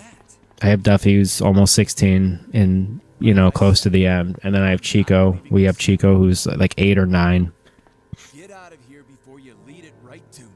And I don't like to, I'm the only cop left alive in this building. you know, show my dogs off. Like I don't have an Instagram account for either one of my dogs. Then you're gonna have to leave with me. I don't have like let's just, I'll stop here. Let's just let this play out. This scene. There's a kennel in the back of the building. Inside the kennel is a manhole. Go through and it'll lead you to the sewer entrance, but it won't be easy.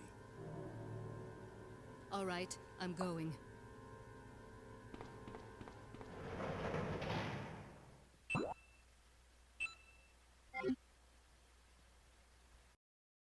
So yeah, the dogs are a pain in the ass in this game, and I guess this is a perfect transition into talking about Duffy and I can't even remember because I told you all earlier that I was recording this in chunks, so this is this is day 2 of me recording, and I went through the footage last night. I honestly don't remember if I talked about Duffy or not. But so to quickly summarize, if I already did talk about it, he's 16 now. He has dementia. He has gingivitis because we made the mistake of not brushing his teeth for all these years, and now he's paying the price. We're paying the price. And I was just overcome with guilt because he was suffering. And we ordered these pills online that were cheaper than going to the vet, but they didn't get here on time. So Duffy was going oh, I just flat out died there. Great. Awesome. So yeah, he's gotten his pills finally, and he's doing better, but he's still he's on borrowed time at this point. And it's just, it's ironic because on Sundays, my wife is downtown in Detroit selling at Eastern Market, which is an open air market. And I'm alone with the kid, which is, challenging enough. But now that I have a 16-year-old dog who he's got 2 modes right now. He either paces around the house nonstop and gets either stuck, or he'll just knock a bunch of shit down. Oh, and he pees everywhere now too in the house, which he used to be a very proper dog where he would always, he could never fathom shitting or pissing inside, except for the first month when we got him and I was living there, and he had to get used to me living with him. But ever since then, there's this one funny story when I think it was 2017. I had to get up super early for work. It was 5 in the morning, completely dark in the house. I don't like turning on the lights because I don't want to wake up my wife, who was my girlfriend at the time, or have lights on in general, because it's just, how unpleasant it is when you're dead tired in the morning, you don't want to turn lights on. And Duffy had taken a shit in the living room, and I remember I was walking around in bare feet, and I had a feeling he took a shit in the middle of the night because he would get up out of his bed, which he had, his bed used to be in our bedroom, and I know if he's going he's most likely shitting, but I was too tired to wake up and check, so I was I'll just deal with it in the morning. Completely forgot. So I get in the living room, and my bare feet make contact with, I already know it's a turd, and it's a turd that's probably been there for a couple hours at this point, so it's a little lukewarm. And we were just kind of freaking out, and I kick flipped the turd, and it landed on the TV stand. And I remember it just pretty much stood there. I was already late to work, and I was so disoriented. I just booked it to work, and I left the turd there. Didn't tell my wife about it until I got back home later that day, and then I cleaned it up. Hey, that's crazy, having to work 6 in the morning to 2:30. I mean, you have your entire day ahead of you, which is kind of nice. And if you're in your 20s, that's doable. But in your 30s, having to do that shit, you're so dog tired, it doesn't even fucking matter. Anyway, oh yeah, here's the spiders. Spiders make a brief cameo, I guess, in this game. They'll poison you. That's what the blue herbs are for. So these are grass, so we have to put him in diapers now. But it's worked out. He's adjusting to it, so he'll just pee whenever now, and it's nice because I don't have to let him outside as much anymore, unless he has to take a dump. And then, so he's always his breath too, because, and this is our fault as dog owners for not brushing his teeth. His breath is just absolutely terrible. It's a combination of just decay, zombie breath, and dragon breath. And it's whatever room he's in the house doing his circular pacing, his dementia pacing, it just reeks of like decay and death. And I feel bad because like my daughter has to like be around it. So there's like this dialectic going on in our house right now where like we're ushering life into the world and we're ushering out death. Poor guy. Like, yeah, man. Pour one out for Duffy. This goes out to anyone out there who's ever had a dog or a cat or any kind of pet that they've lost. Like let's just let this play out with Ada here. Ada? I don't think I've introduced myself yet. My name's Leon. I'm with the RPD.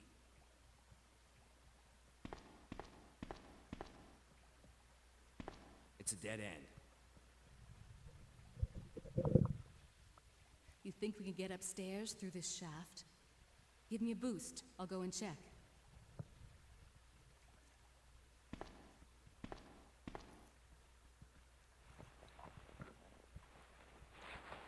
So we get to play as Ada briefly. I don't, and with Claire, you get to play as Sherry, who's the little girl, who's William Birkin, aka like the protagonist of the game. That's his daughter. I don't like what Resident Evil 2 remake does with Ada. They make it kind of like too action-packed, like spectacle. Resident Evil, like they try to make it too much like Resident Evil 4, in my opinion. Like that fucking gadgetry stuff you have to do with her. Not a fan. I'm okay with it in Resident Evil 4 because Resident Evil 4 is a different game, but to me, RE2 is like more of a grounded game. So I'm not a fan of that. But anyway, what was I saying about Duffy? Yeah, so it's fucked up for me because like I got lucky in COVID. Like I knew people who passed away during COVID, but nobody I was like super close to. So the last person I lost who was family that was like, relatively close to me was my grandma. She died in 2019. I am almost certain that losing Duffy will have more of an effect on me than Duffy.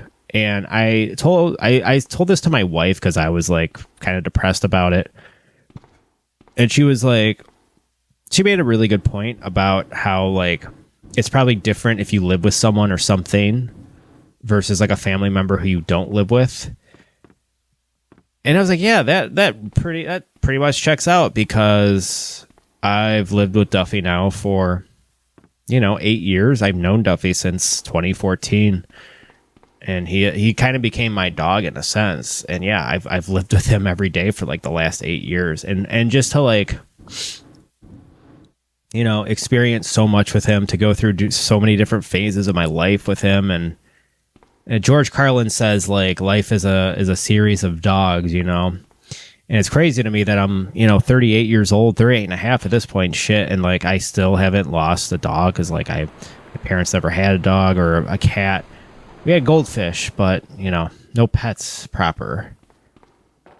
So yeah, I knew it was going to be rough for me, so I've kind of like, I've always dreaded it.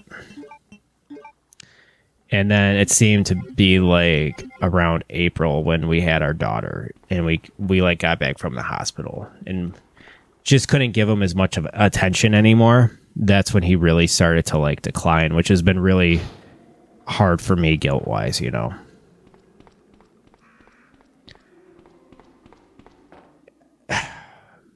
I've noticed this like trend. It's not even a trend. It's just like what you do now, where people like don't even like post not just post their dogs to like Instagram or social media, but they'll like make accounts for their dogs. Like I'm not judging it. I don't care. Like you do what you need to do to get through life. I get that. I rarely post like pictures of my dogs, or I definitely don't post pics of my kid on Instagram. I'll only do it like if it's like a milestone, like it's her 1 month and we take her pictures or whatever. She's 4 months old, and I'll do it with my close friends, and that's it. I've seen like a couple people do this online on Instagram, and I think it's like dog owners mostly. They'll like, Did you find anything? it's always dog owners too, who like will like make most of their personality on Instagram just like their dogs, Think fast. Here's one more. and they'll like disparage people who post pictures of their kids Hey, I can't reach the ventilation. to Instagram. And I understand. I think the reason is because like there's like fucked up pedophiles out there who like might be jerking off to your kid or whatever. I get that, but it always seems to come from like this place of like resentment, like almost like they regret not having children themselves, so they have to like, overcompensate by constantly posting their pets, their dogs or cats or whatever, to Instagram. I'm not saying this is like a very small contingent of people, but they're real and they're out there, and. It almost reminds me of like the anti-natalist position, which is like having the idea that having kids is like immoral or unethical with the way like the world is heading. I'll be honest with you though, I feel like, you talk about revolution and what the left can do and all this shit with like praxis. I feel like the most revolutionary thing I've ever done with my life so far isn't anything I've done on YouTube or doing this right now or like talking about how capitalism sucks. It's been having a kid. And this is something that like the left as like a project has completely gotten away from. And you could like chart it back to like historically being the 1960s when like I've harped on this point often, so I'm sorry if you've heard this before, but like prior to like 1968, the student revolution or whatever, there was like the old left, which was much more like worker focused. You could even say like union focused. And then after that, it became much more managerial. It became much more about like students and younger kids. And nowadays, like I feel like this, there's like another dialectic with like how like the sexual revolution, because now you get people who are like, and it's usually younger versus older people. You have like this polyamory versus monogamy thing going on right now. Like I know, like I think they're mostly in their early 30s. I'm not gonna like out them because I want to keep this like relatively private, but like I do know 3 men who are in a throuple, and it does kind of seem like transactional sometimes. Like there's somebody is getting something out of the relationship, and there's almost like a give and a take. And I know that sounds very like I'm being old school, but this is like leftists now, especially like dirtbag leftists, really pride themselves on being like polyamorous, like open relationships, multiple partners at the same time, whatever. And I get it. Like I'm not like anti polyamorous. I'm just like it's like these anti-natalist people who, I mean, monogamy has its own flaws. I mean, like I would say more like a little more than 50% of marriages end up in divorce, so like. And there is something like possessive to monogamy, because it's like it's 2 people like agreeing legally to like be faithful to one another, which you could see as like some kind of cope with like just being like overly possessive or whatever of one person, and that's just the rest of your life. Like I understand like the dark side to that, but I do think like. I don't know. Like I can see both sides. I think I don't judge anybody that's in a throuple or in an open relationship. I mean, it's unless it's like, I don't know, some Mormon fundamentalist fucking creep who has like 10 wives and like half of them are underage or whatever. Like that shit's weird. But I don't think polyamory is cringe, and I don't think monogamy is cringe either. I think it's a very interesting like contradiction going on right now. But I think that like what I don't like about the polyamory is like child raising doesn't seem to be like, or having kids doesn't really seem to be. And I'm not obviously not everybody has to have children, but the problem is right now like nobody's having kids. So. And I never thought I would be somebody who would want kids. Like my wife practically had to beg me to have a child, because I was kind of like, stern leftist in this regard, where I'm just like, why would I want to bring a kid into like this world of like endless suffering and antagonism,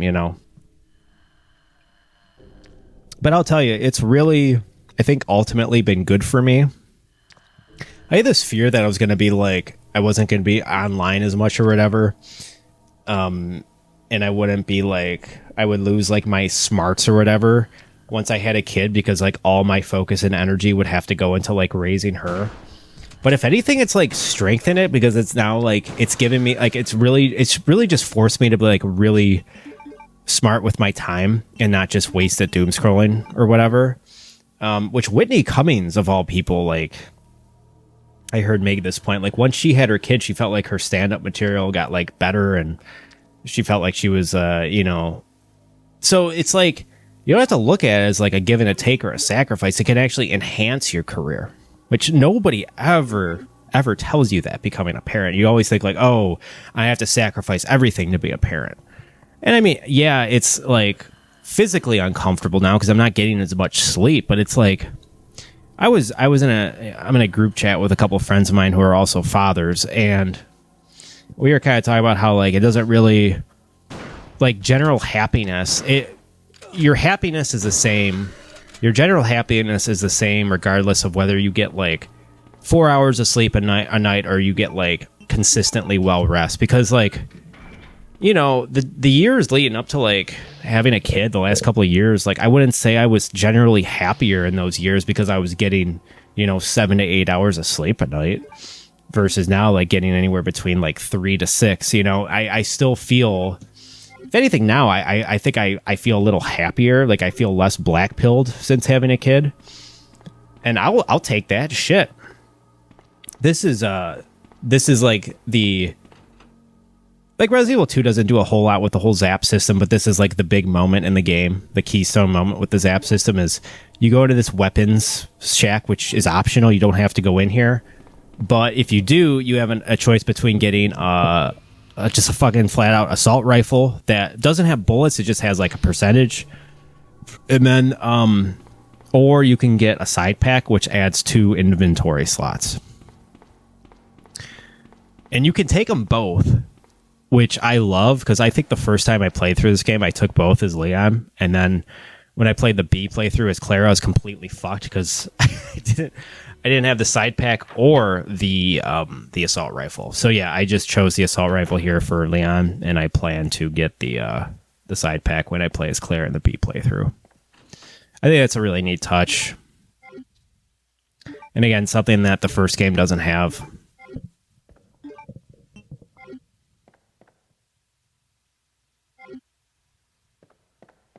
And then, yeah, you just get like bombarded with new shit, because then you get the club key, which is the last of the 4 keys in the police department, and the magnum's in there.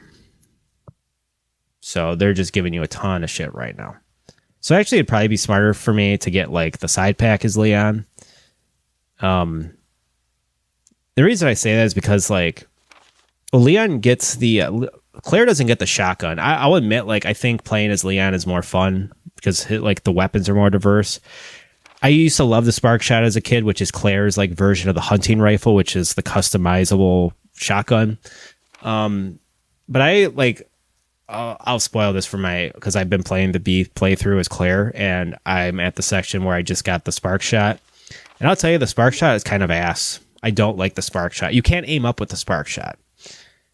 That's what makes the hunting rifle so great, is like, it's already so devastating when you just like aim at eye level, or chest level, but when you like aim up and try to get headshots with the hunting rifle, it is insane what that fucking shotgun can do. I don't know why I call it the hunting rifle. I think that's what we called it as kids. It's just like a custom shotgun, but it's like a super shotgun. The amount of like kick on it whenever Leon fires it is hilarious. Like if you're between like two different screens in the game and you fire it, like the velocity, the impact is so severe that like Leon will be like jamming back and forth between two different screens, which is pretty funny. I don't know. I wish more survival horror games nowadays would implement the tank controls, kind of like how they did with Signalis kind of did tank controls, and then it did, and then game that came out last year, Crow Country, was pretty good. Not as good as Signalis, but I would kind of like more like PS1 throwback style. But that's the thing, like nobody likes tank controls anymore. It's like if you didn't grow up with it, people are like just flat out refuse to learn how to play it. And I get it, like it is not intuitive at all. Like tank controls are not intuitive. So similar to returning to the mansion in the first game, when you like go to the guardhouse or whatever, you go to the basement, which feels like a completely different area of the RPD. Get the club key, and then you go back and you unlock all the other doors here.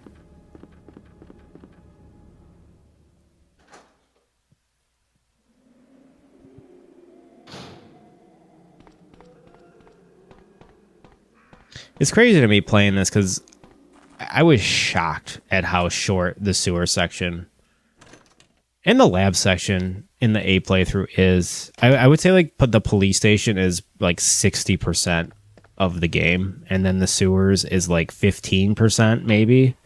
I don't know. Like the sewers are like shockingly short, like 20 minutes long. I think I get through the sewers in like 20 to 25 minutes on this playthrough, which blew my mind. I remembered it being shorter than the police station, but I had no idea it was that considerably shorter.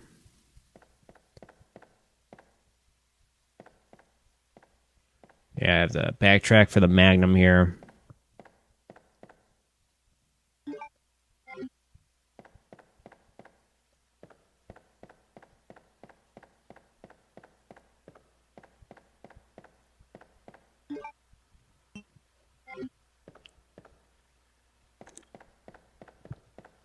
This game loves to put ink ribbons. Resident Evil 1 does this too. They love to put ink ribbons in like random places, which I don't like. I get why they do it though, because your first time through this game, you're probably gonna be saving a lot. I like the Resident Evil 4 did away with it like has typewriters, but they're like the ink ribbon is infinite. I like that there's limited save spaces. I think that's like a touchstone of survival horror. That zombie will get up, by the way, it won't get up, but it'll gnaw on your feet if you run over it. I'm still not entirely sure if you get bitten on the legs, if that hurts you or not.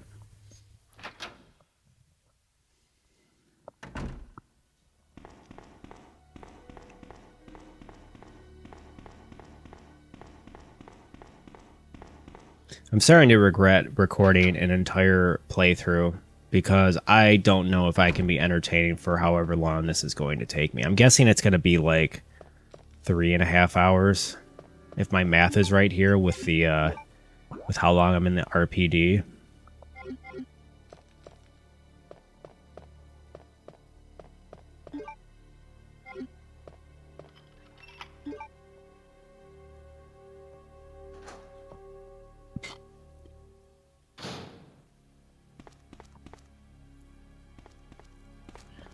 I get the film, but then I never use it. And I think it's really funny that, Leon just can't just like pluck the cogwheel out of that frame there. Rip it out. You actually have to do this bizarre puzzle. I kind of wish the game went into a little more detail about like how this used to be an art museum. I guess you don't really need it. It's all in like the environmental storytelling, but I think it's justified enough how like wacky this is as a police station. It's like, oh yeah, this weird Midwestern American. I feel like this series, like these are like the first 3 games are like pretty decent satire on like the American window. It's not overtly satirical, I don't even think it was like consciously satirical. I think it was just Japanese people really wanting to like do well by the American Midwest. I don't think there was any like resentment going on there. It's just the reality is the like Midwest US, well, all of US is, very hyper consumerist and has only become more so.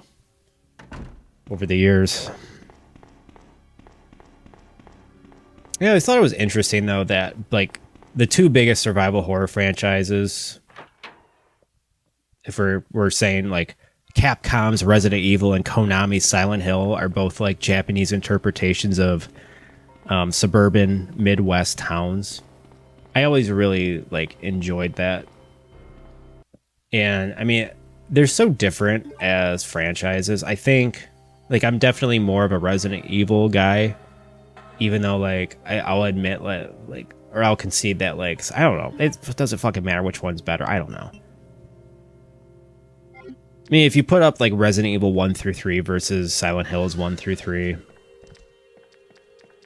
you got 6 pretty fucking great games is all I'm saying. And yeah, I would include like people love Resident Evil 1 remake, the 2002 version. I think 96 is fine. I think it's a great enough game on its own. It's I mean, to me that game is like S tier. I mean, I would put it A tier just because like people think I'm crazy for putting it S tier, but I mean, if Resident Evil 2 98 is S tier, I would say RE 96 is reluctantly A tier, but I like it's like, why wouldn't I put it S tier though? It was like it's like the granddaddy of survival horror. And it's like, oh yeah, no, it's not. Sweet Home is, or Alone in the Dark. It's like, oh, I didn't play either one of those fucking games because like one of them is not even technically available in the West, and the second one, that game is fucking trash.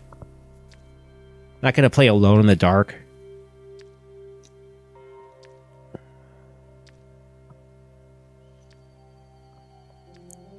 It'll be interesting to see how I think about the Silent Hill 2 remake in 5 years, because I felt similarly to how I felt about RE2 remake when it first came out. I thought it was amazing.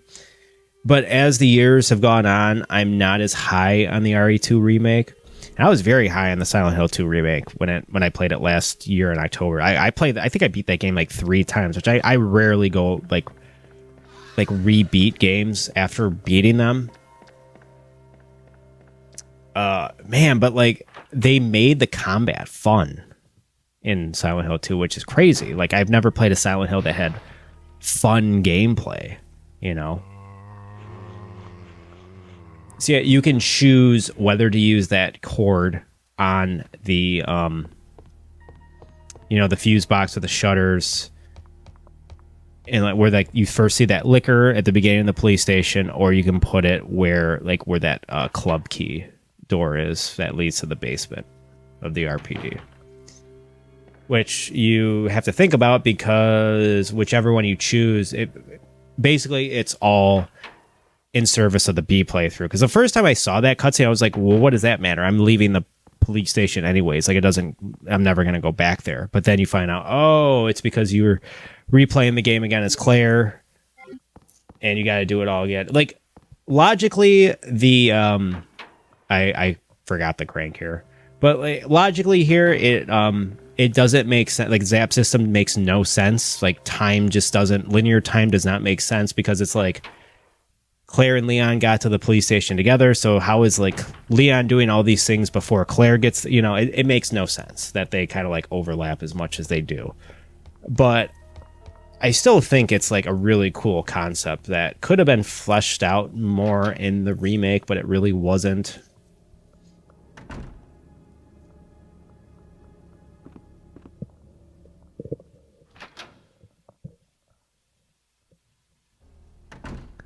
I think the best part about the RE2 remake is, I mean, this isn't controversial. It has to be Mr. X. Like the whole time you're in the library, because in the original, in this game, you never have to deal with Mr. X. Well, first of all, you only deal with Mr. X in the B playthrough, so he's not even in this playthrough. And second of all, there's never any combat in the library. It's always the same. It's just that one puzzle, and that's basically it. In the remake, it's great because like they make the library where it's like this kind of circular thing where you could go up the ladder. It's not stairs, it's a ladder, I think. And yeah, and then you just kind of have to like. I mean, Mr. X's AI is not great, but you never know where he is in the in the RPD, but they will cue you in. You can hear his footsteps, and then you can hear like the ominous his music playing. Whereas in this game, it's like very scripted when he comes out, and it's usually like in a hallway where you have to like either choose to like take a couple hits and run away, or you can like take him out with like 5 to 6 grenade rounds or whatever.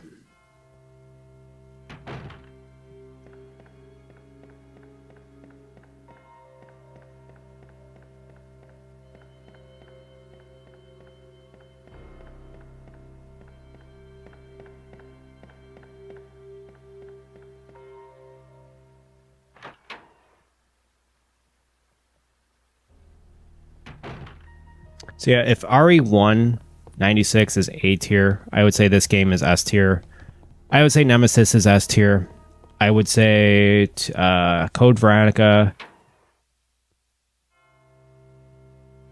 You know what? This is a controversial take. I'm putting it A tier. RE1 Remake, S tier. RE4. I'm gonna really piss off people with this. A tier. I don't think that game is S tier. I think that game is like as great as that game is, and it's gonna make me sound like a snob. I think that game is a net negative for society. At least culturally, it's a net negative, because look at all of the shit that spawned post RE4. You know, and like I am a big proponent of our over-the-shoulder third-person action games. And I still will say that like RE4 overall was a net negative for video games. Great game though. It's definitely not S tier though. The S tiers are 2, 3, the originals that is, and RE1 Remake, I would say. RE5, I don't know. I guess that would be like, and it's not a terrible game. It's just like, it's one of those games where you like have to kind of play with somebody else if you want to, because like every time I try to play that game alone, I get to like chapter 3 and then I just like, it just becomes too wackadoodle action game. I don't know. I guess I do B tier because it is a fun co-op game. 6, I guess C tier. Like I haven't replayed 6 since I played it in 2012, and I remember it just being really fucking long and very just not Resident Evil at all. I guess I'll go C tier. God, then what was that like? Let's watch Ben here. No! Get away! Poor bastard. What is Ben, a journalist, right? So that's William Birkin, Sherry's dad, scientist man who, you know, indifferent, blah blah blah, umbrella. Exploitation, blah blah blah. I guess Revelations would come next in the lineage. Revelations, man, I like that game when I played it on 3DS, but trying to play that game on like a modern console. Oh, more Ben. Ben! Can you still hear me? Come on, answer! Damn! I don't believe this. I almost got the story. Ben. Bitter irony. The chief of police, a co-conspirator. Get that scum. Make him pay. Hang in there, Ben. Oh, my chest. It's burning. What's Jesus.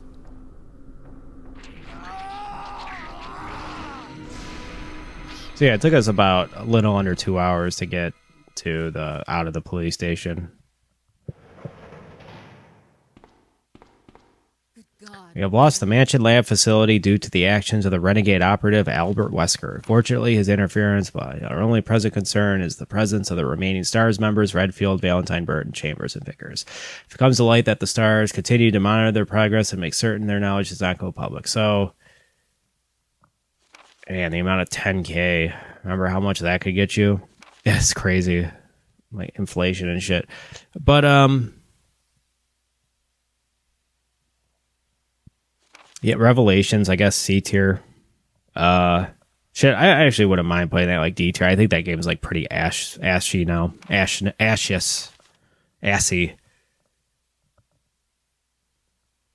What am I missing? What am I skipping? I've never played through Revelations 2 all the way. 7, I would say B tier. I don't think 7. I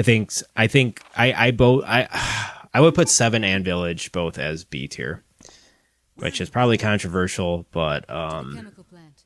I have a feeling that's where I'll find John. the reason I put 7 B tier is like I think it starts very strong, and I think the more and more it has the same problem Village has. Like the more and more the game goes on, the less it feels like Resident Evil.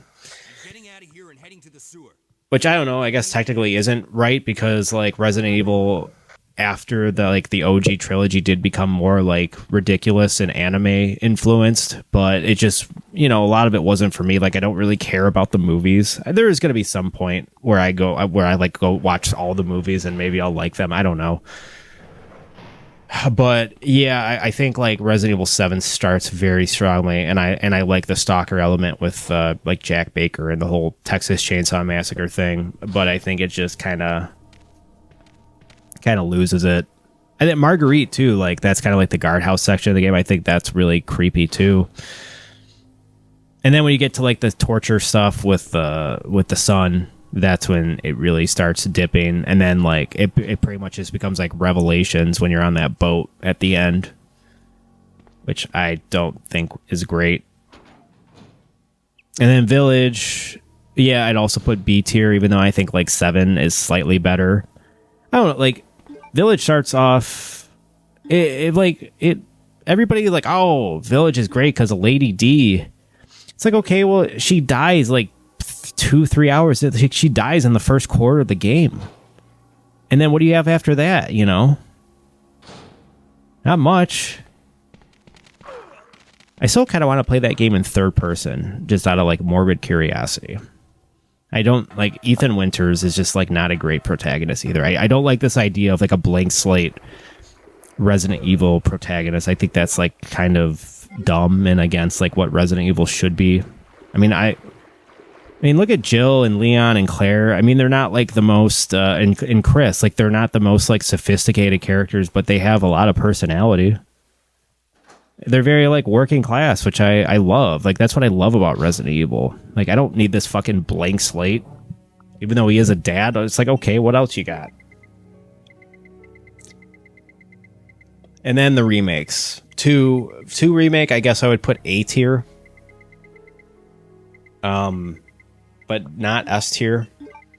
And then the Nemesis remake, I would say B tier. I like that game. I'm I'm higher on it than most people, but yeah, not having the clock tower is, I don't know. That's a weird choice. I think that was just like like nothing they could do about it. Capcom just wanted them. The higher ups probably wanted like another remake out immediately.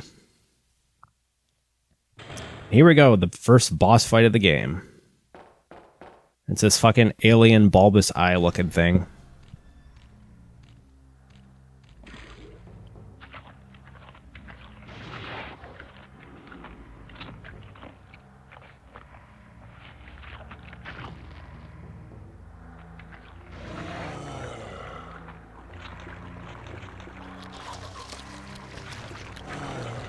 Yeah, I decided to just lay into him with the assault rifle. Doesn't seem to be working too well. But I brought no health with me.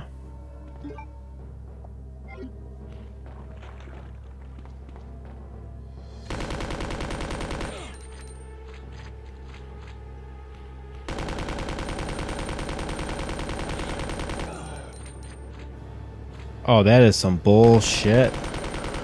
See, if this happened in Dark Souls where I killed the boss and the boss killed me at the same time, it would reset the game, but it would reset the game with the boss dead. This game don't do that shit because it's got like hard saving.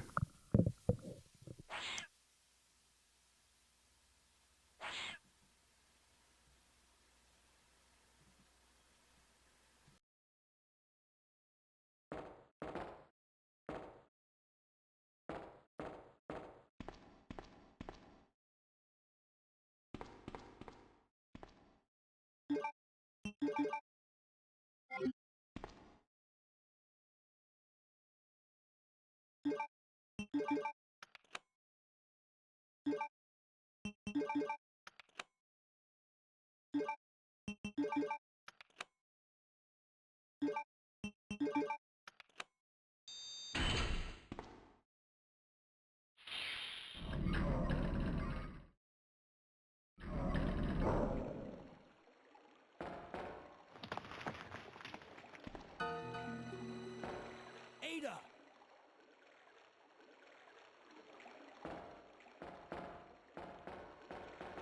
What was that all about?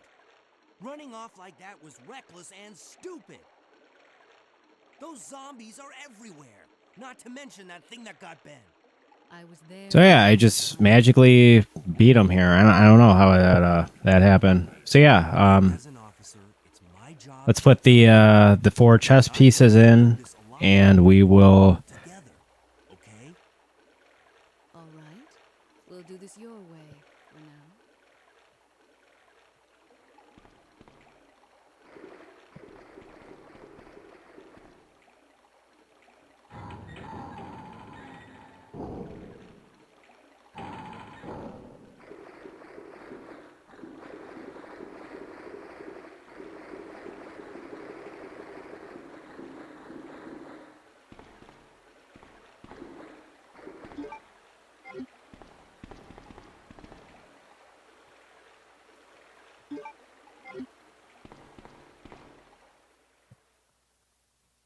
God, the sound effects on the doors too, like so much of these games' sound effects are just like tattooed into my brain.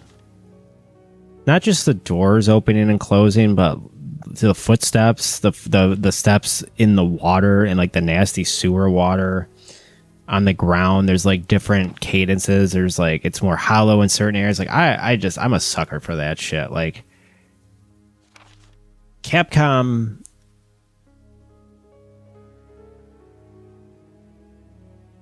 Man, like Capcom is just like, it's funny because like Capcom and Konami have kind of like had this battle, like friendly battle, like since going back to like the late 80s when they were like putting out great games on the NES and then the SNES. And, you know, they both reinvent themselves during the PlayStation era, like Capcom does with Resident Evil, mostly. And like Street Fighter, like that was around the time of like Street Fighter 3, which isn't remembered as like, I mean, it's like one of the like it's like critically acclaimed, but like not a lot of people played it. And then Konami had Metal Gear Solid, and it was able to continue with like Symphony of the Night and Silent Hill and all that. Yeah, Capcom, like Resident Evil was like Capcom's main franchise in like the late 90s.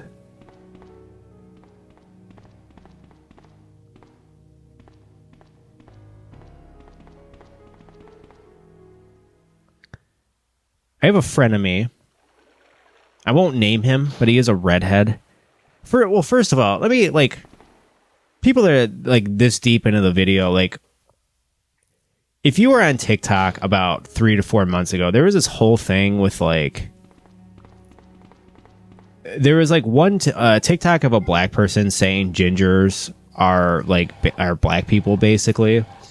And I remember it went viral, and then you had like all these redheads that were like very grateful and like kind of making like jokes about it, about how grateful they were to be like, and how humbled they were to like be part of the black community or whatever. And I'll admit, the first time I saw that, I was like, because I'm just like some fucking white Polak who, I don't know, I'm just white. I'm white Eastern European, I guess. And I remember just like kind of like, I was a little jealous at first. It's like, God damn it, I wanted to be like, you know, I want to be validated by the black community or whatever. And then it became like really cringe. And then there was like one redhead who like kind of ruined it for everybody, because he was like saying really like kind of like problematic things about the whole thing. I was like, all right, that's over. Anyway, like, I had this friend, I guess a friend of me, like, I think we like we got to know each other in second grade. And well, it's really funny because I will say his name is Steve.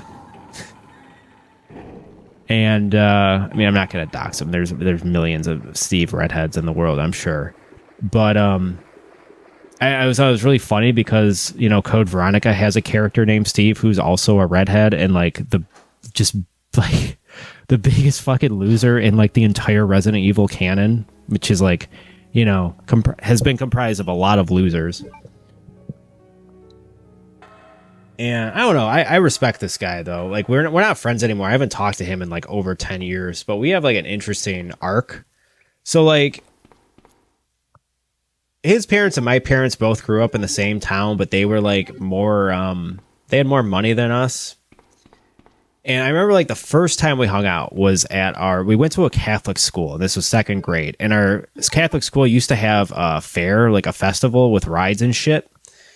And we like hung out there, and our moms kind of like were there too as like supervisors or whatever.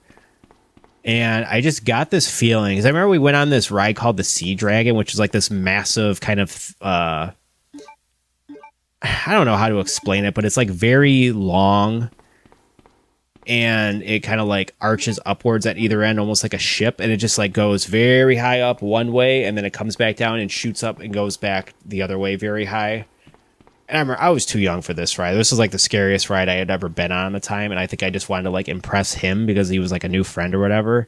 And I was like screaming the whole time on the ride. Like I was just like too much of a bitch for it.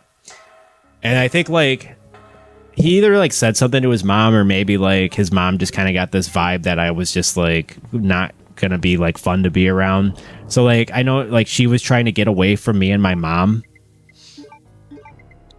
And anyway, we became friends for like a while after that, even though it was like it seemed like a very one-sided relationship. I think this might have something to do with why I'm like so averse to people now, because I was like very try-hard in that relationship. I remember I would call him like every Saturday. This was like going into high school too. I would call him every Saturday and like want to hang out. And he would always like, it would either be his mom on the phone and be like, oh, he's got hockey or something. Cause I again, like I said, like his family had a ton more money. And if you have money, you can afford things like hockey, cause hockey is like a super expensive sport. So the reason I'm mentioning him is because if not for him, oh, wait, well, shit, this is Annette Birkin. Let's sit in here.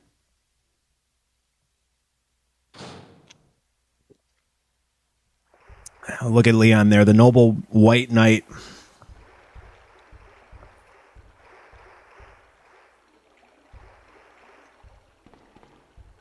If not for Steve, I don't know if I would have... Like, the first time I experienced Resident Evil and Metal Gear Solid was with him in his house. Like, we would...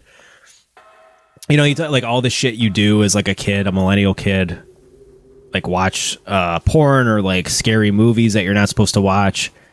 Like, playing this and playing Metal Gear Solid as, like, in 1998 as, like, a 11-year-old or whatever was, like... Felt like I was doing something illegal almost.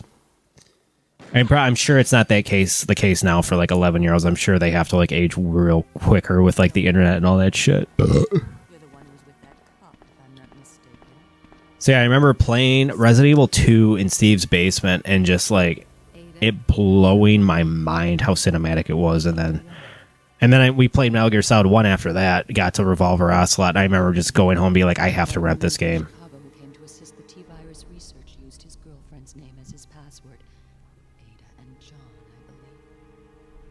How did you know? Who are you? Annette Birkin. My husband is the man responsible for the creation of the T-virus, William Birkin. What? John's dead. He became one of those zombies. My condolences.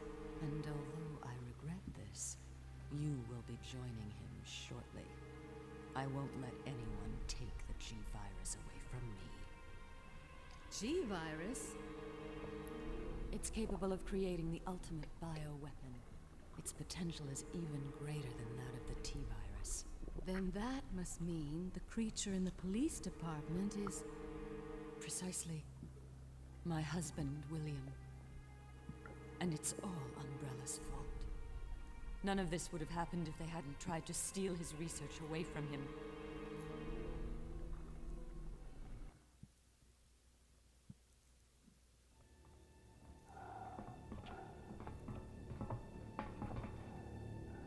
This way. It's sheer perfection. My precious G-virus. No one will ever take you away from me.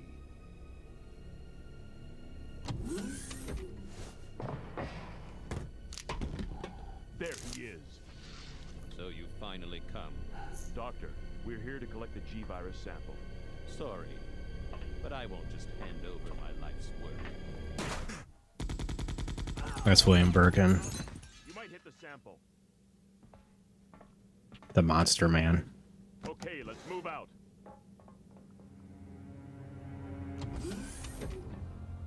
Oh, so I'm just now realizing this is like the last room in the lab. This is like as far into the lab as you can go. You actually go here later. I never realized this was the same area. Alpha team, have you retrieved the sample yet? Affirmative. We'll be at the rendezvous point in 1 minute. Roger.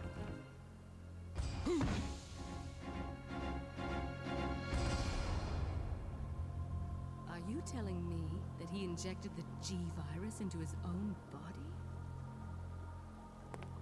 The G-virus And that looking really similar to, eerily similar to Hillary Clinton there. What was that? Something's wrong. Let's check it out. Over there. Shoot it. Eat this, you freak. It's another political tangent, What is I guess, but I don't know, we'll just let this play out. Hurry. Of course, Hillary Clinton would be in this game as like one of the big bads. What is this thing? This game is ahead of its time. Fire! Fire! Son of a...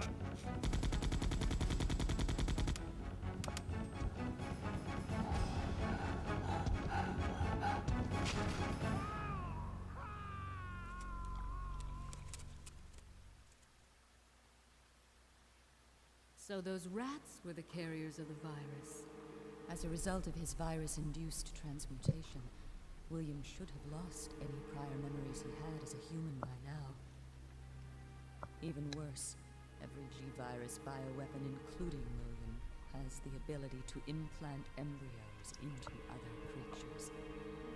And create offspring. No. Ah, this is like a Metal Gear Solid length cutscene. Jesus.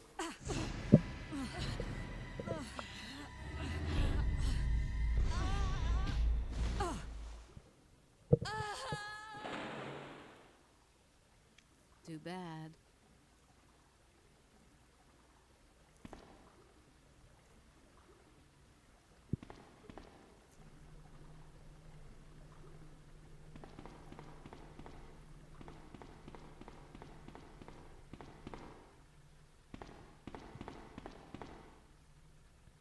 I'm really tempted to do the Joey Styles cat fight. I guess I just did it. I guess that's a deep cut for wrestling fans out there. Not going to explain it.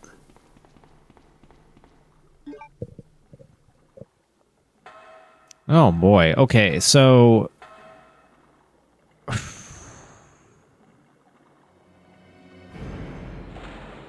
yeah, I guess before we get back to Steve,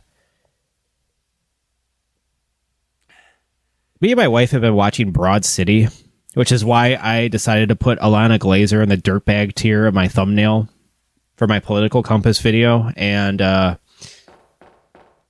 wow, that show came out like 10 years. Oh my god, another cutscene. Is this the crocodile? Yeah. You know, they're like hardcore, like Alana Glazer and Abby, like they're obviously dirtbag leftists, and the show came out, like the first couple of seasons, I think, came out before Trump 2016, and then like they're very like they mention Trump multiple times. They like censor his name and shit. In the seasons that came out after he got the election in 2016. And there's an episode of the show where Hillary fucking Clinton makes a cameo. And they are both total Hillary Clinton simps. They're also huge, like, Oprah simps. And that's why in my video, I like made, when I made that, like, shitty chart about, like, I think I put in parentheses, like, dirtbags are suspicious of, or, like, are critical of democracy. And yet, like, and the old, I guess I use neoliberalism. And neoliberalism is key here because, like, it's always these New Yorkers who seem to be, like, these, like, very lefty New Yorkers who seem to be, like, they can't shake this, like, feeling that a fucking politician is going to change the world.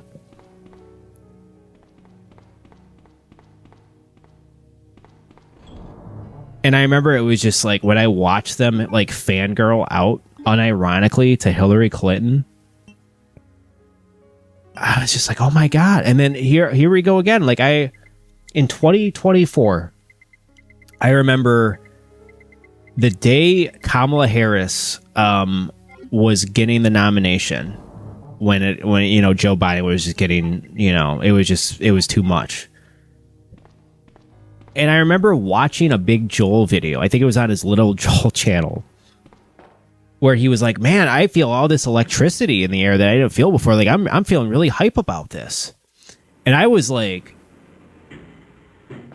I mean, I had been going on 3 years of being, like, very critical of the left and just, like, reading a bunch of shit about, like, how, you know, just, like when I say neoliberalism, I do mean, like, neoconservatism in, like, the early 2000s, like, imperialist bullshit we were doing in the Middle East with Bush and everything. But, like, I mainly mean the, like, it's just this idea that, like, the, like, U.S. citizens, even the ones that are, like, think they're really smart, keep falling for the same, like, neoliberal promise that, like, some fucking New York or Washington politician is going to change the coordinates of society.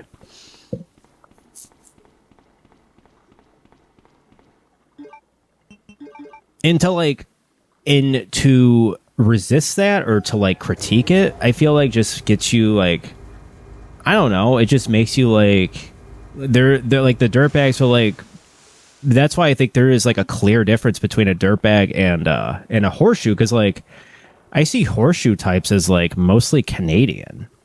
It's very hard for Americans to, like, get outside of their own, like, ideology. And I'm not saying you could ever get, like, we all have our own ideology, but it's like, come on. I don't know why it's so difficult for so many Americans to, like,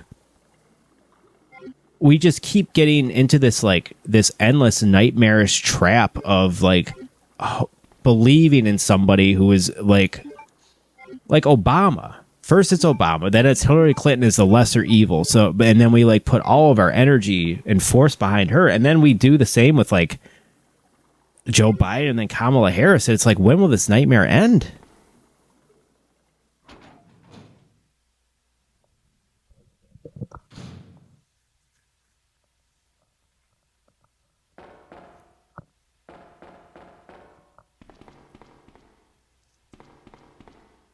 So back to Steve.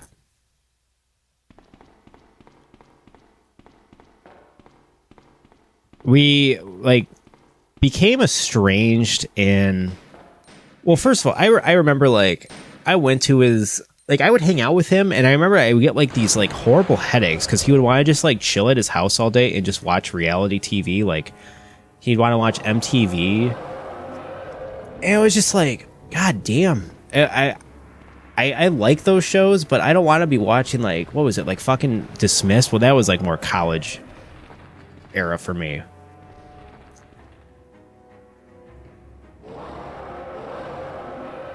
Oh, here's the alligator. I love this part, even though it's just like mostly spectacle.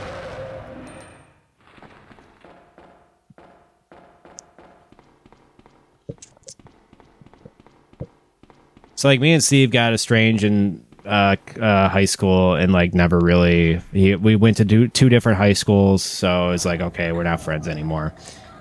And lo and behold, we both end up going to Michigan State, and we're both kind of in a similar situation. Like, we don't know anybody, so let's hang out again. And we became roommates like sophomore year, but then junior year was the real just like we got into like a huge fight because his girlfriend, who I believe now is his wife, had a birthday party. One of her friends had a birthday party, and a bunch of my friends were up for the weekend. And I decided, like, I was invited to the party, but they weren't. So I just like. God, this sewer section is just like 50% cutscene. It's insane. Like if there were no cutscenes in the sewers, it would be like a 5-minute section. So yeah, we went to this party and we weren't invited, or all my friends weren't invited. So like Steve got really pissed at me, and I remember getting really drunk and like telling him off at the party. And I have no recollection, but what I do remember is like I was being, because I'm not like a big imposing person. I remember just like getting really angry at him and like shouting at him, and then just being like, hold me back, I had this gimmick whenever I got drunk where I'd like act like I was going to be violent towards someone. I'd be like, hold me back, like I'm about to start swinging. And I would like physically, like with my arms, hold myself back. So that's like the one thing I remember, even though I was like blackout drunk. And then the next day he confronted me because we lived together junior year as well, even though like he pretty much just lived with his girlfriend, or like he was barely in the room. So I basically had the room to myself. And I remember he confronted me and he was like, yeah, that was pretty shitty of you. And, liquid courage, yada, yada. You only do this shit when you're drunk. And I was like, I don't know, man. I think I pretty much just listened to him. I don't know if I apologized. And I'll concede now, like, I was being a total dickhead, and I probably should not have invited anybody. Like, if I knew what I knew today, I probably, and I mean, that's just being younger and a total asshole or whatever, being completely selfish college kid. And then we all, like me, Andrew, Steve, we all, like the Andrew I had on the show, we all got a house senior year. It was 6 of us there. But at this point, Steve was just like hanging out with his girlfriend mostly. And then like, I don't know, like most of the house seemed against him because they were mad he was always with his girlfriend. And at that point, I really didn't want to like say anything disparaging about him because I was already kind of like, because he was like my friend going way back. And I was just like, all right, whatever. Like, I think at that point I just like hoped he was okay or whatever, but we barely interacted because he was just kind of dumb with me, and that was it. I remember like there was one more time we interacted like after we both graduated. I'm pretty sure he moved to Chicago. I don't know if he still lives in Chicago, but I remember like 2010. I remember just texting him on a whim, and we kind of like caught up briefly for like 15 minutes. We had like a kind of amicable conversation, and then and then I remember in 2016, my friend Anthony got married, and I texted Steve because I remember like Andrew telling me that he went to, or like he was getting married or whatever. And I was just like congratulating him on getting married, and I never got a response back. I don't know if he like got a new phone or whatever, or he just saw the text and was like, whatever. So I haven't talked to Steve in 15 years. Moral of the story is I hope we eventually, because my whole goal with Saturday Morning Nostalgia or Friday Night Horror or whatever is just like to talk to a bunch of people who I know, mostly normies, I'm guessing. So yeah, that'd be something too. Get Ed on one episode and Steve on another. Who knows? It's a pipe dream at this point, but I have to try to manifest it into reality somehow. So I might as well bring it up.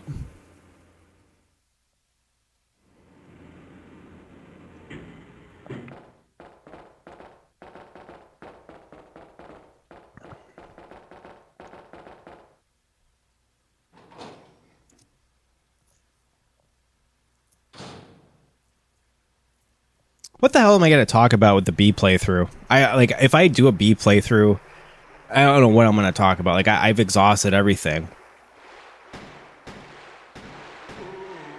We're pretty much done with the, yeah. So this is the sewers. This is like, we're about to hit the factory, which I will count as part of the sewers just because the sewers are so short, and the factory is like even shorter.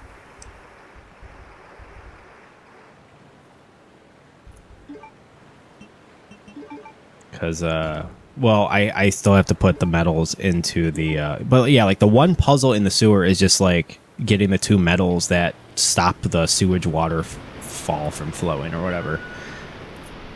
And then there's the valve, which I always forget to get the valve handle, because you need it, because you need to use the valve to like stop the fans.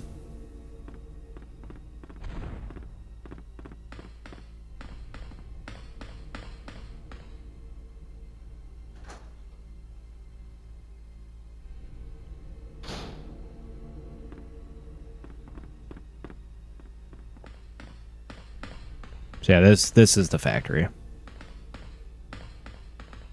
I'm going to take another break in a couple minutes here, and then I'll finish this when I get another couple of hours. Because after this, I'm going right to, I think my wife's going to Costco to pick up stuff. It's funny because we have like a very non-traditional monogamous relationship where like she'll do the things that are like technically considered masculine, like going... Well, I know shopping isn't considered, but the point is, like, she is going to be alone, and I'll be watching our daughter at home, which I honestly don't mind. Like, I can go, like, when my wife's gone on Sundays for like 10 to 12 hours, I'll just watch our daughter alone. And I was like really scared at first because I didn't know if I was going to be able to do it. I was like, yeah, this is not too bad. I mean, with Duffy being in the condition he's in, it makes it more challenging. Because like sometimes I have to choose who takes top priority, because if I put her down, she'll start screaming often. So yeah, it's one of those situations. Oh shit, there's William. His scene's great.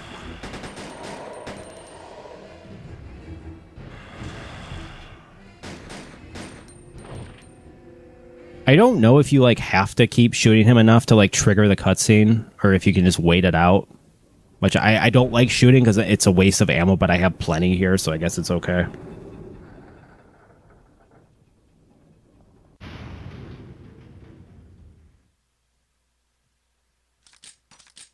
Yeah, I think it's triggered by if you gotta shoot him enough.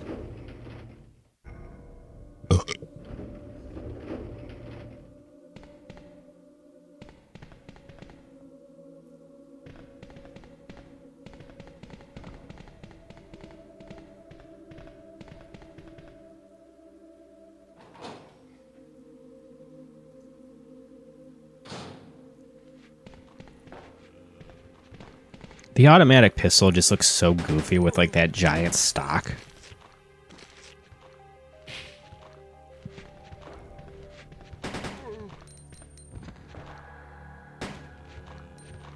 My wife, it's like clockwork every day. She lets Chico outside. Like I'm in the basement recording, so like he's right next to the storm drain, so I can hear him every time he barks.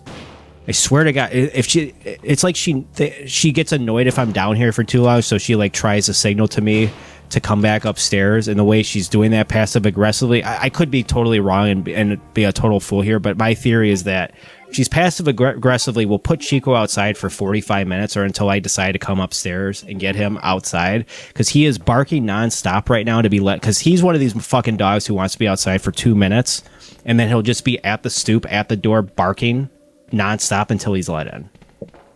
And I'm being very Tim Rogers about this right now because it's... Oh, here's the, okay, custom shotgun. This is my favorite gun in the entire game, bar none. And I don't even think I use it this much. I don't abuse using it here. Because I'm always in like hyper survival horror mode when I'm playing these games, so I'm like always conserving my ammo. So I never have fun. I never just go all out with my favorite weapon.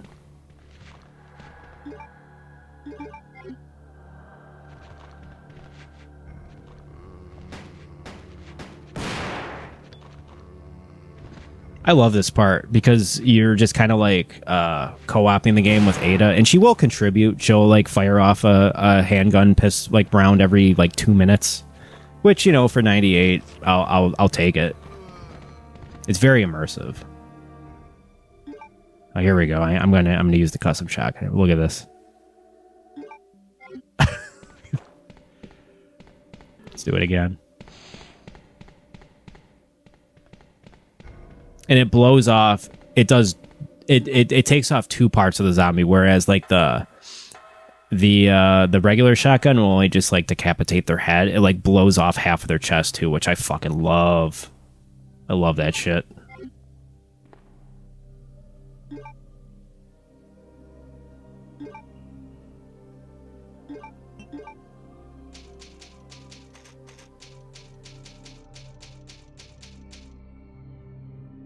All right, let's finish this.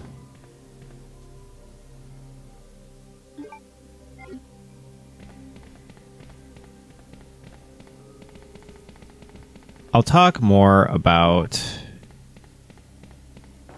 I won't use up all my Steve content for this video. I'll finish my thought if I remember in the B playthrough, if I ever decide to post that.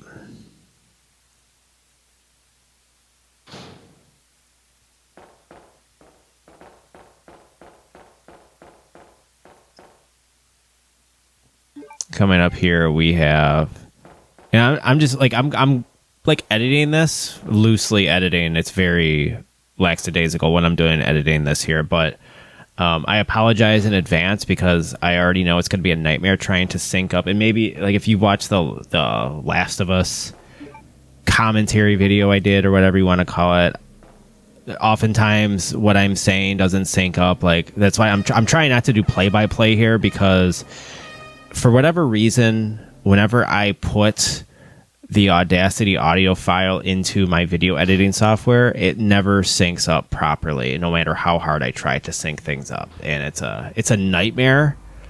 So, yeah. I really don't know what to do about that other than just, like, maybe try not to do a play-by-play, which is good, because I don't, maybe that's a good thing, because I don't like doing play-by-play anyways. I think it's just kind of self-evident what's going on in the screen. That's why I just kind of like riffing and talking about whatever. But the lab... Come on, snap out of it. The lab. This game is paced so strange, and then you get the factory map at the end of the factory, which is very strange to me, because we are done with the factory. We are on our way to the lab, and judging by the time I have left here, the lab was shorter than I even thought. Like the lab, the factory, and the sewer, I don't even know if they comprise 40% of the game. That seems...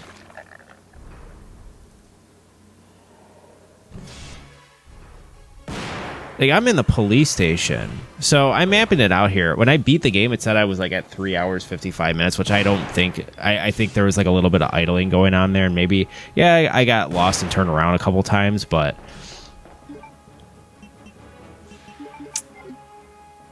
from what I've captured, I have 2 hours and 55 minutes of footage. Technically 2 hours and 56 minutes.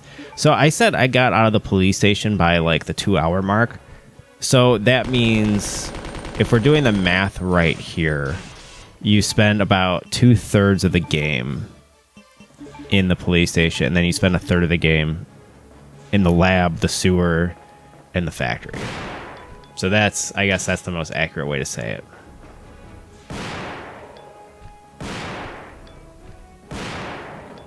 And then do you count the garage of the RPD as like part of the police station?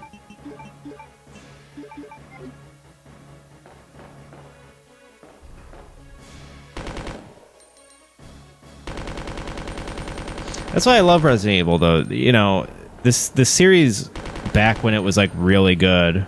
I'm sorry if that annoys you if I say like I still think Resident Evil is good. I just don't think it's not as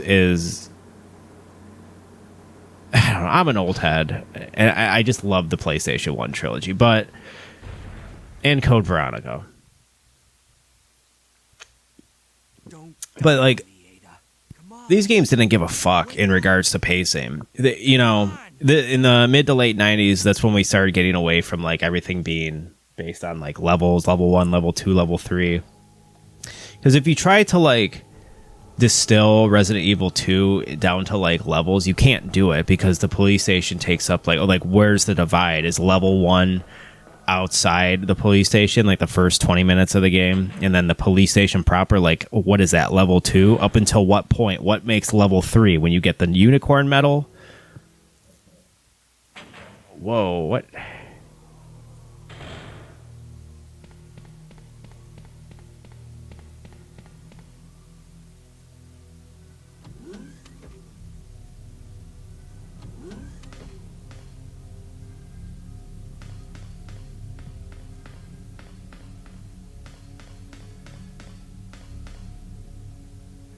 I just lost some footage there. I don't know what happened there. I beat William Burke, and then, yeah, I don't know. Maybe that's why it's shorter, because I lost some footage as I'm playing this now.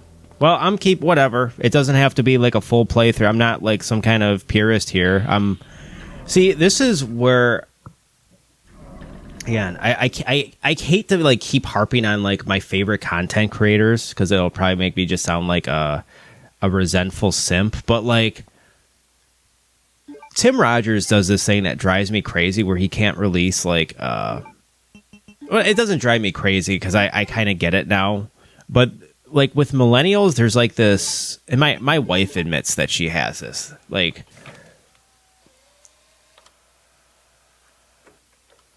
the amount of like perfectionism that a millennial thinks is required of them. And I know why, because it's like millennials we have such little self-esteem. We have such low self-esteem, so we have to like overcompensate in our like our creative endeavors.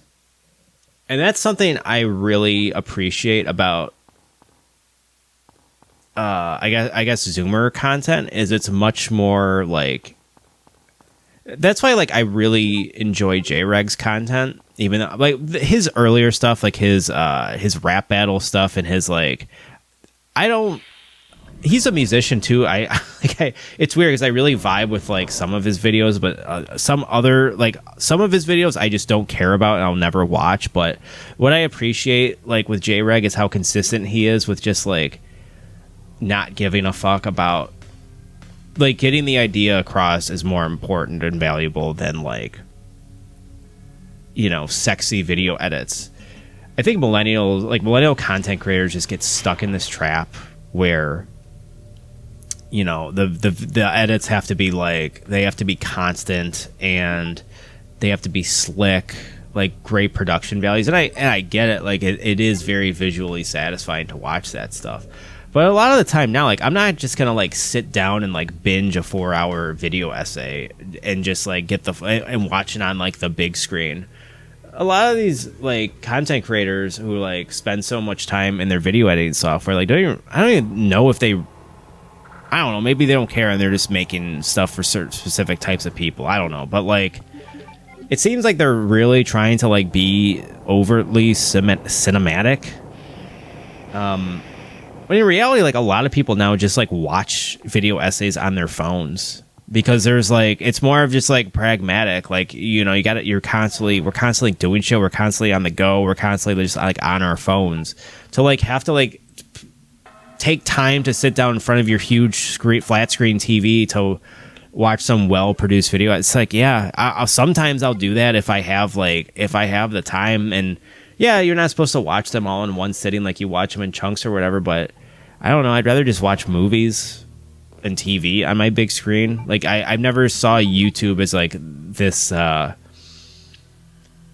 that's what I like about YouTube is like you get any fucking content creator on there doing their own shit. And that's where like I kind of prefer the like messier types who are more just like willing to put out a lot of stuff, and it's not always going to be like the most polished, or I'm not saying it's not well thought out, but as long as like the idea is well thought out and executed, it's like a bunch of like video edits, I don't know. I'm just not that type of creator. My goal, I was thinking about this the other day, and it was like almost a joke. I was on the porch with my daughter, and it came to me because Adam Friedland calls himself, or no, GQ magazine called Adam Friedland the Bill Maher for millennials. I'm calling myself the J Reg for millennials. I feel like millennials just like need somebody who can like distill like how the world has changed in a way that's like not cringe. It's like even like somebody like Joshua Citarella and his Doom Scroll podcast, it feels very neoliberal to me. And I keep hearing people say that neoliberalism is like dead. And like I kind of understand where they're coming from because you know, you got the Curtis Yarvin types now, like the tech feudal overlords, Elon Musk, like the tech bros have all the, so we're like living in this like this period of time where you know, content creators are like the new type of farmer, you know, and it's not like literal land that's being tilled. It's like this cloud space being, and you have to like upgrade your storage every time you run out of cloud space, and you can pay to have more like cloud land or whatever, digital land. But I don't like this idea that is neoliberalism dead. I don't even know what that means because as long as like New York is like the cultural and financial capital of the United States, I don't see a reality in which neoliberalism isn't still around. I see New York and neoliberalism as like parasitically tied together with one another, and I think these New York types, including like Joshua Citarella, kind of fall into this trap, which which I've already been harping on with like Alana Glazer, and kind of like the never-ending simping for like a new politician who's going to save us all with social democracy or whatever.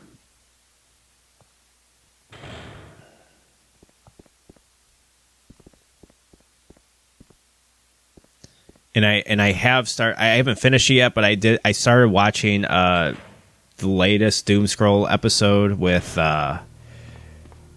Joshua Citarella had Crystal Ball on, who is one of the hosts of Breaking Points.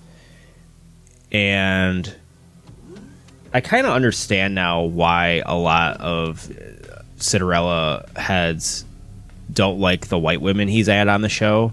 Like, I kind of get now why they don't like Anna Kasparian. It's Anna Kasparian because she's like, I don't like, she didn't annoy me, but her takes are very just like nothing she said wasn't anything I haven't heard before. Crystal Ball was putting things in a way that's like, they were still saying like neoliberalism is dead, which I still like, I don't know what that means, but she was saying a lot of stuff that I vibe with, like how we need to stop like acting like people like Nick Fuentes don't have power, almost like it's like this disavowal that leftists do. It's a weakness with leftists, and like these leftists who think neoliberalism is done or whatever. Somebody explain to me how neoliberalism is dead, because I don't see it. I just don't. I think it's like it's on the edge of like precarity. It's like it could be dying, but like it's like the same people who say we've arrived at the end of history. And it's like, okay, well, there's something that's going to come next. What comes next? And I think there's so many different things that there's like so many different potential realities. And you get like the Sam Hyde types who like think, you know, we've entered into an era where, you know, existence has become a competition, a brutal competition over scarce resources. And I know like the whole neoliberalism project was like the transition from the United States going from a producer society to a consumer society. Let's hear what Hillary has to say here. I know what you're looking for. You came for the G-virus, didn't you? Never take it from me. This is my husband's legacy. Now, where's that spy you were working with earlier? You know who I'm talking about. What? You really don't know anything, do you? You're so gullible. She's one of the operatives sent here by the agency. The only reason why she came here is to obtain the G-Virus. That's a lie. No, it's the truth. I discovered this when I did a background check on her. She specifically got close to John and became his girlfriend to get information about Umbrella. That can't be. I know her. Ada wouldn't do something like that. If you don't want to believe it, I don't really care. You're about to die anyway. What happened?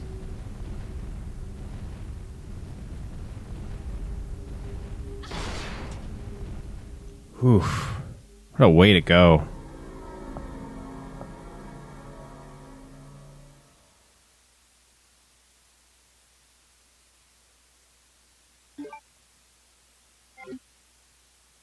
The self-destruct sequence has been activated. Repeat, the self-destruct sequence has been activated. This sequence may not be aborted. All employees proceed to the emergency car at the bottom platform. We get the epic countdown. This music goes really hard. I remember when I first, when I got this far in the game the first time, I just kind of let this music loop for like 20. I was just like, I was so hyped because I knew I was so close to the end, and man, Resident Evil music, so fucking good. And that's something like they kind of got away from. I would say starting with Resident Evil 4. I mean, the Resident Evil 4 save theme is okay, but after Resident Evil 4, the series kind of got away from really haunting ambient music, which to me is such a core part of the Resident Evil survival horror experience. That's why Signalis is so good, because Signalis has really great ambient music. Pro Country too, but the people who will defend, Resident Evil 7 and Resident Evil 8, those games, I guess 7 has a good save theme, but overall, the music is it's non-existent. Resident Evil, the remake of Resident Evil 1 did this too, and I was talking to Andrew about this. They kind of, there's not as much music in the Resident Evil 1 remake, so they're already... Oh yeah, I totally forgot too. When I was doing my tier list, I completely forgot to rank Resident Evil 0. That's how much of a nothing burger Resident Evil 0 is. I've never beaten Resident Evil 0. I've tried playing... Oh, here's the final scene with Ada. What are you doing? You know what this is about, so just hand over the G-Virus. I don't believe this. Annette was right. About everything. That's why I told you to leave without me, but you wouldn't listen. Now hand it over. Don't make me shoot you. You can't do that.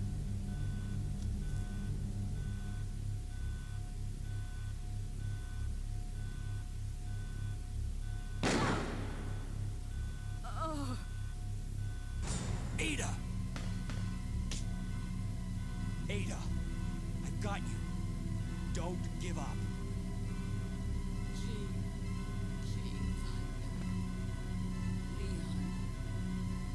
That's still alive. Shut up. Hillary, a couple of pipes on the aren't gonna kill Hillary.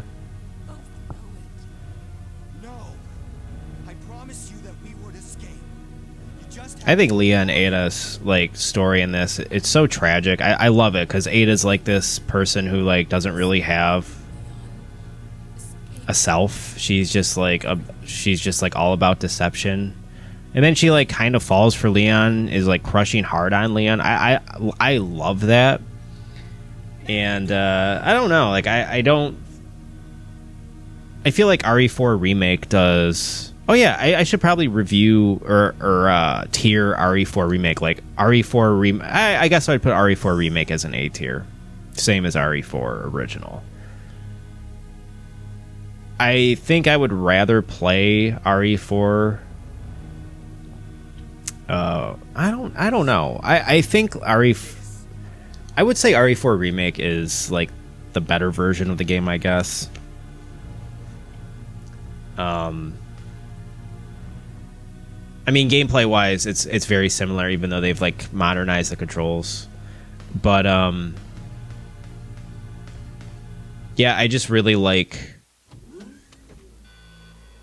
the main reason I prefer the remake over the original is just because Ada is so much.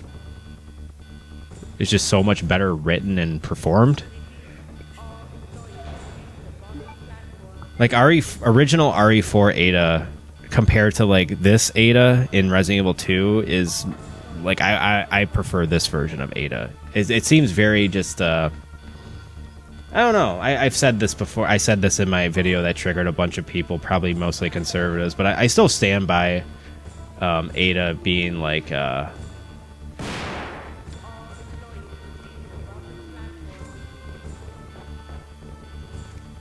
Lily Gao's Ada to me is just like the fucking epitome of cool. Whereas like the 2005 Ada just seems very try-hard, edgelordy. Not Ada herself, but like it's like the Shinji Mikami was just, I don't know, he wasn't really. I mean, that's what sold at the time. And I get these comments in my video like saying like, does this guy know Resident Evil? I got this like multiple times, and I'm not sure what they mean, but they're like, does this guy even know like Resident Evil was developed in Japan? Like, what's your point there? Resident Evil was developed in Japan. Like, yes. It was developed in Japan, and the people who made this game were trying to like cash in on where like American culture was at the time. And the reality is we were like 3 to 4 years removed from like, you know, a very traumatic event spectacle that we all saw on television unfold in real time. And it made us very paranoid and obsessed with security as a result. So it was a very good time to be like an insecure man, is what I'm saying. And if that triggers you, I mean, I was an insecure man in 2005. Jesus Christ, you know, like, not necessarily saying it's a bad thing. I'm saying that like there is a reason Shinji Mikami and Capcom decided to make a game that would appeal to American men in 2005. It's like, there's nothing more to say than that. 5 minutes until detonation.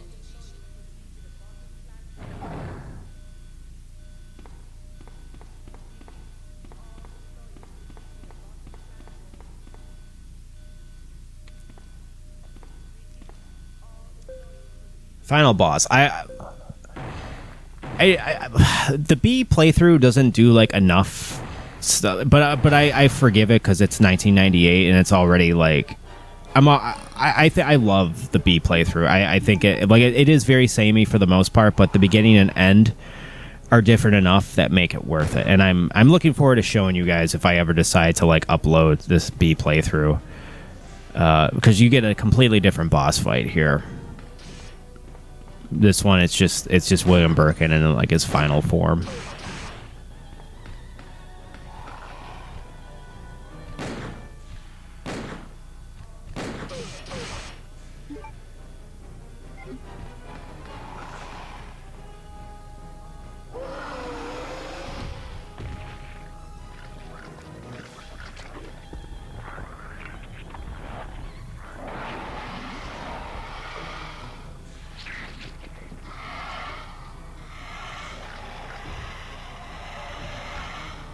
I didn't get the customizable handgun, which I don't know if you can get it in the A playthrough. I don't know how I missed it. I didn't get the weapon key.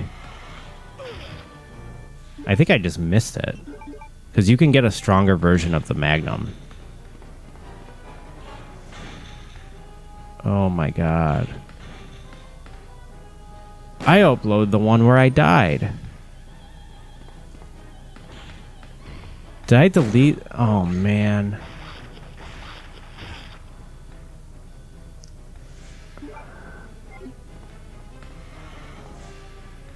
Mic check 1 2 1 2. Mic check 1 2 1 2. Whoa, I just yeah,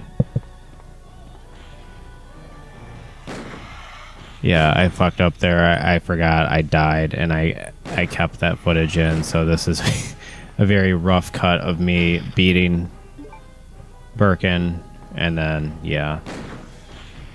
So we're coming up on the last couple of minutes here. Again, if you've ever lost a dog or a cat or any, loved one, my heart goes out to you.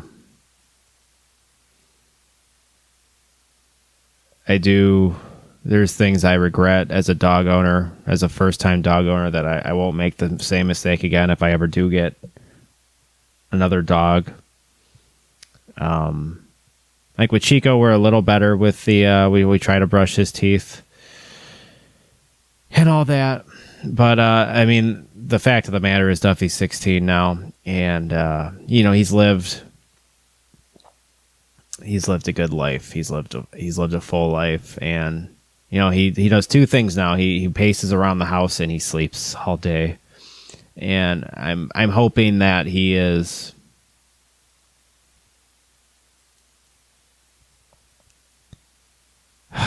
I'm just hoping he's comfortable enough, and then if we have to put him down, we have to put him down,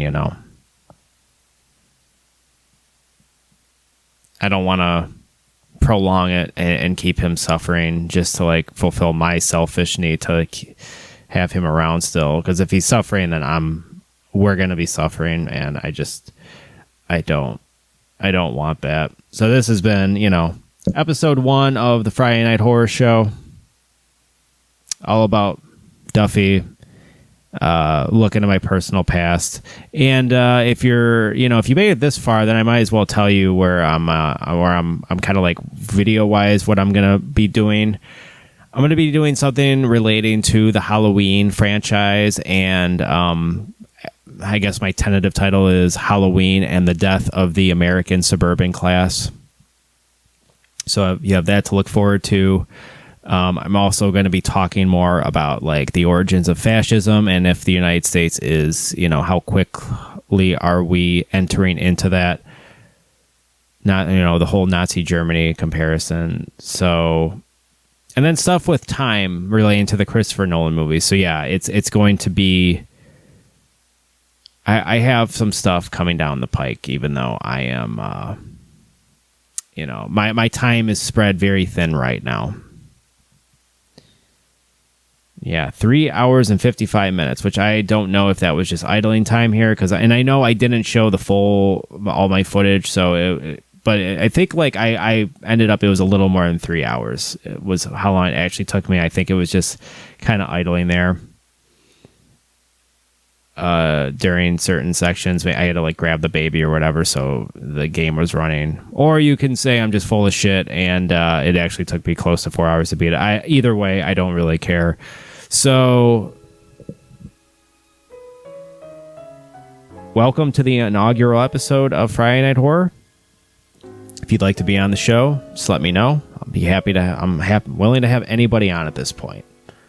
I'd even have Nick Fuentes on. Wouldn't that be something? So yeah. I'm going to sign off now. Pour one out for Duffy.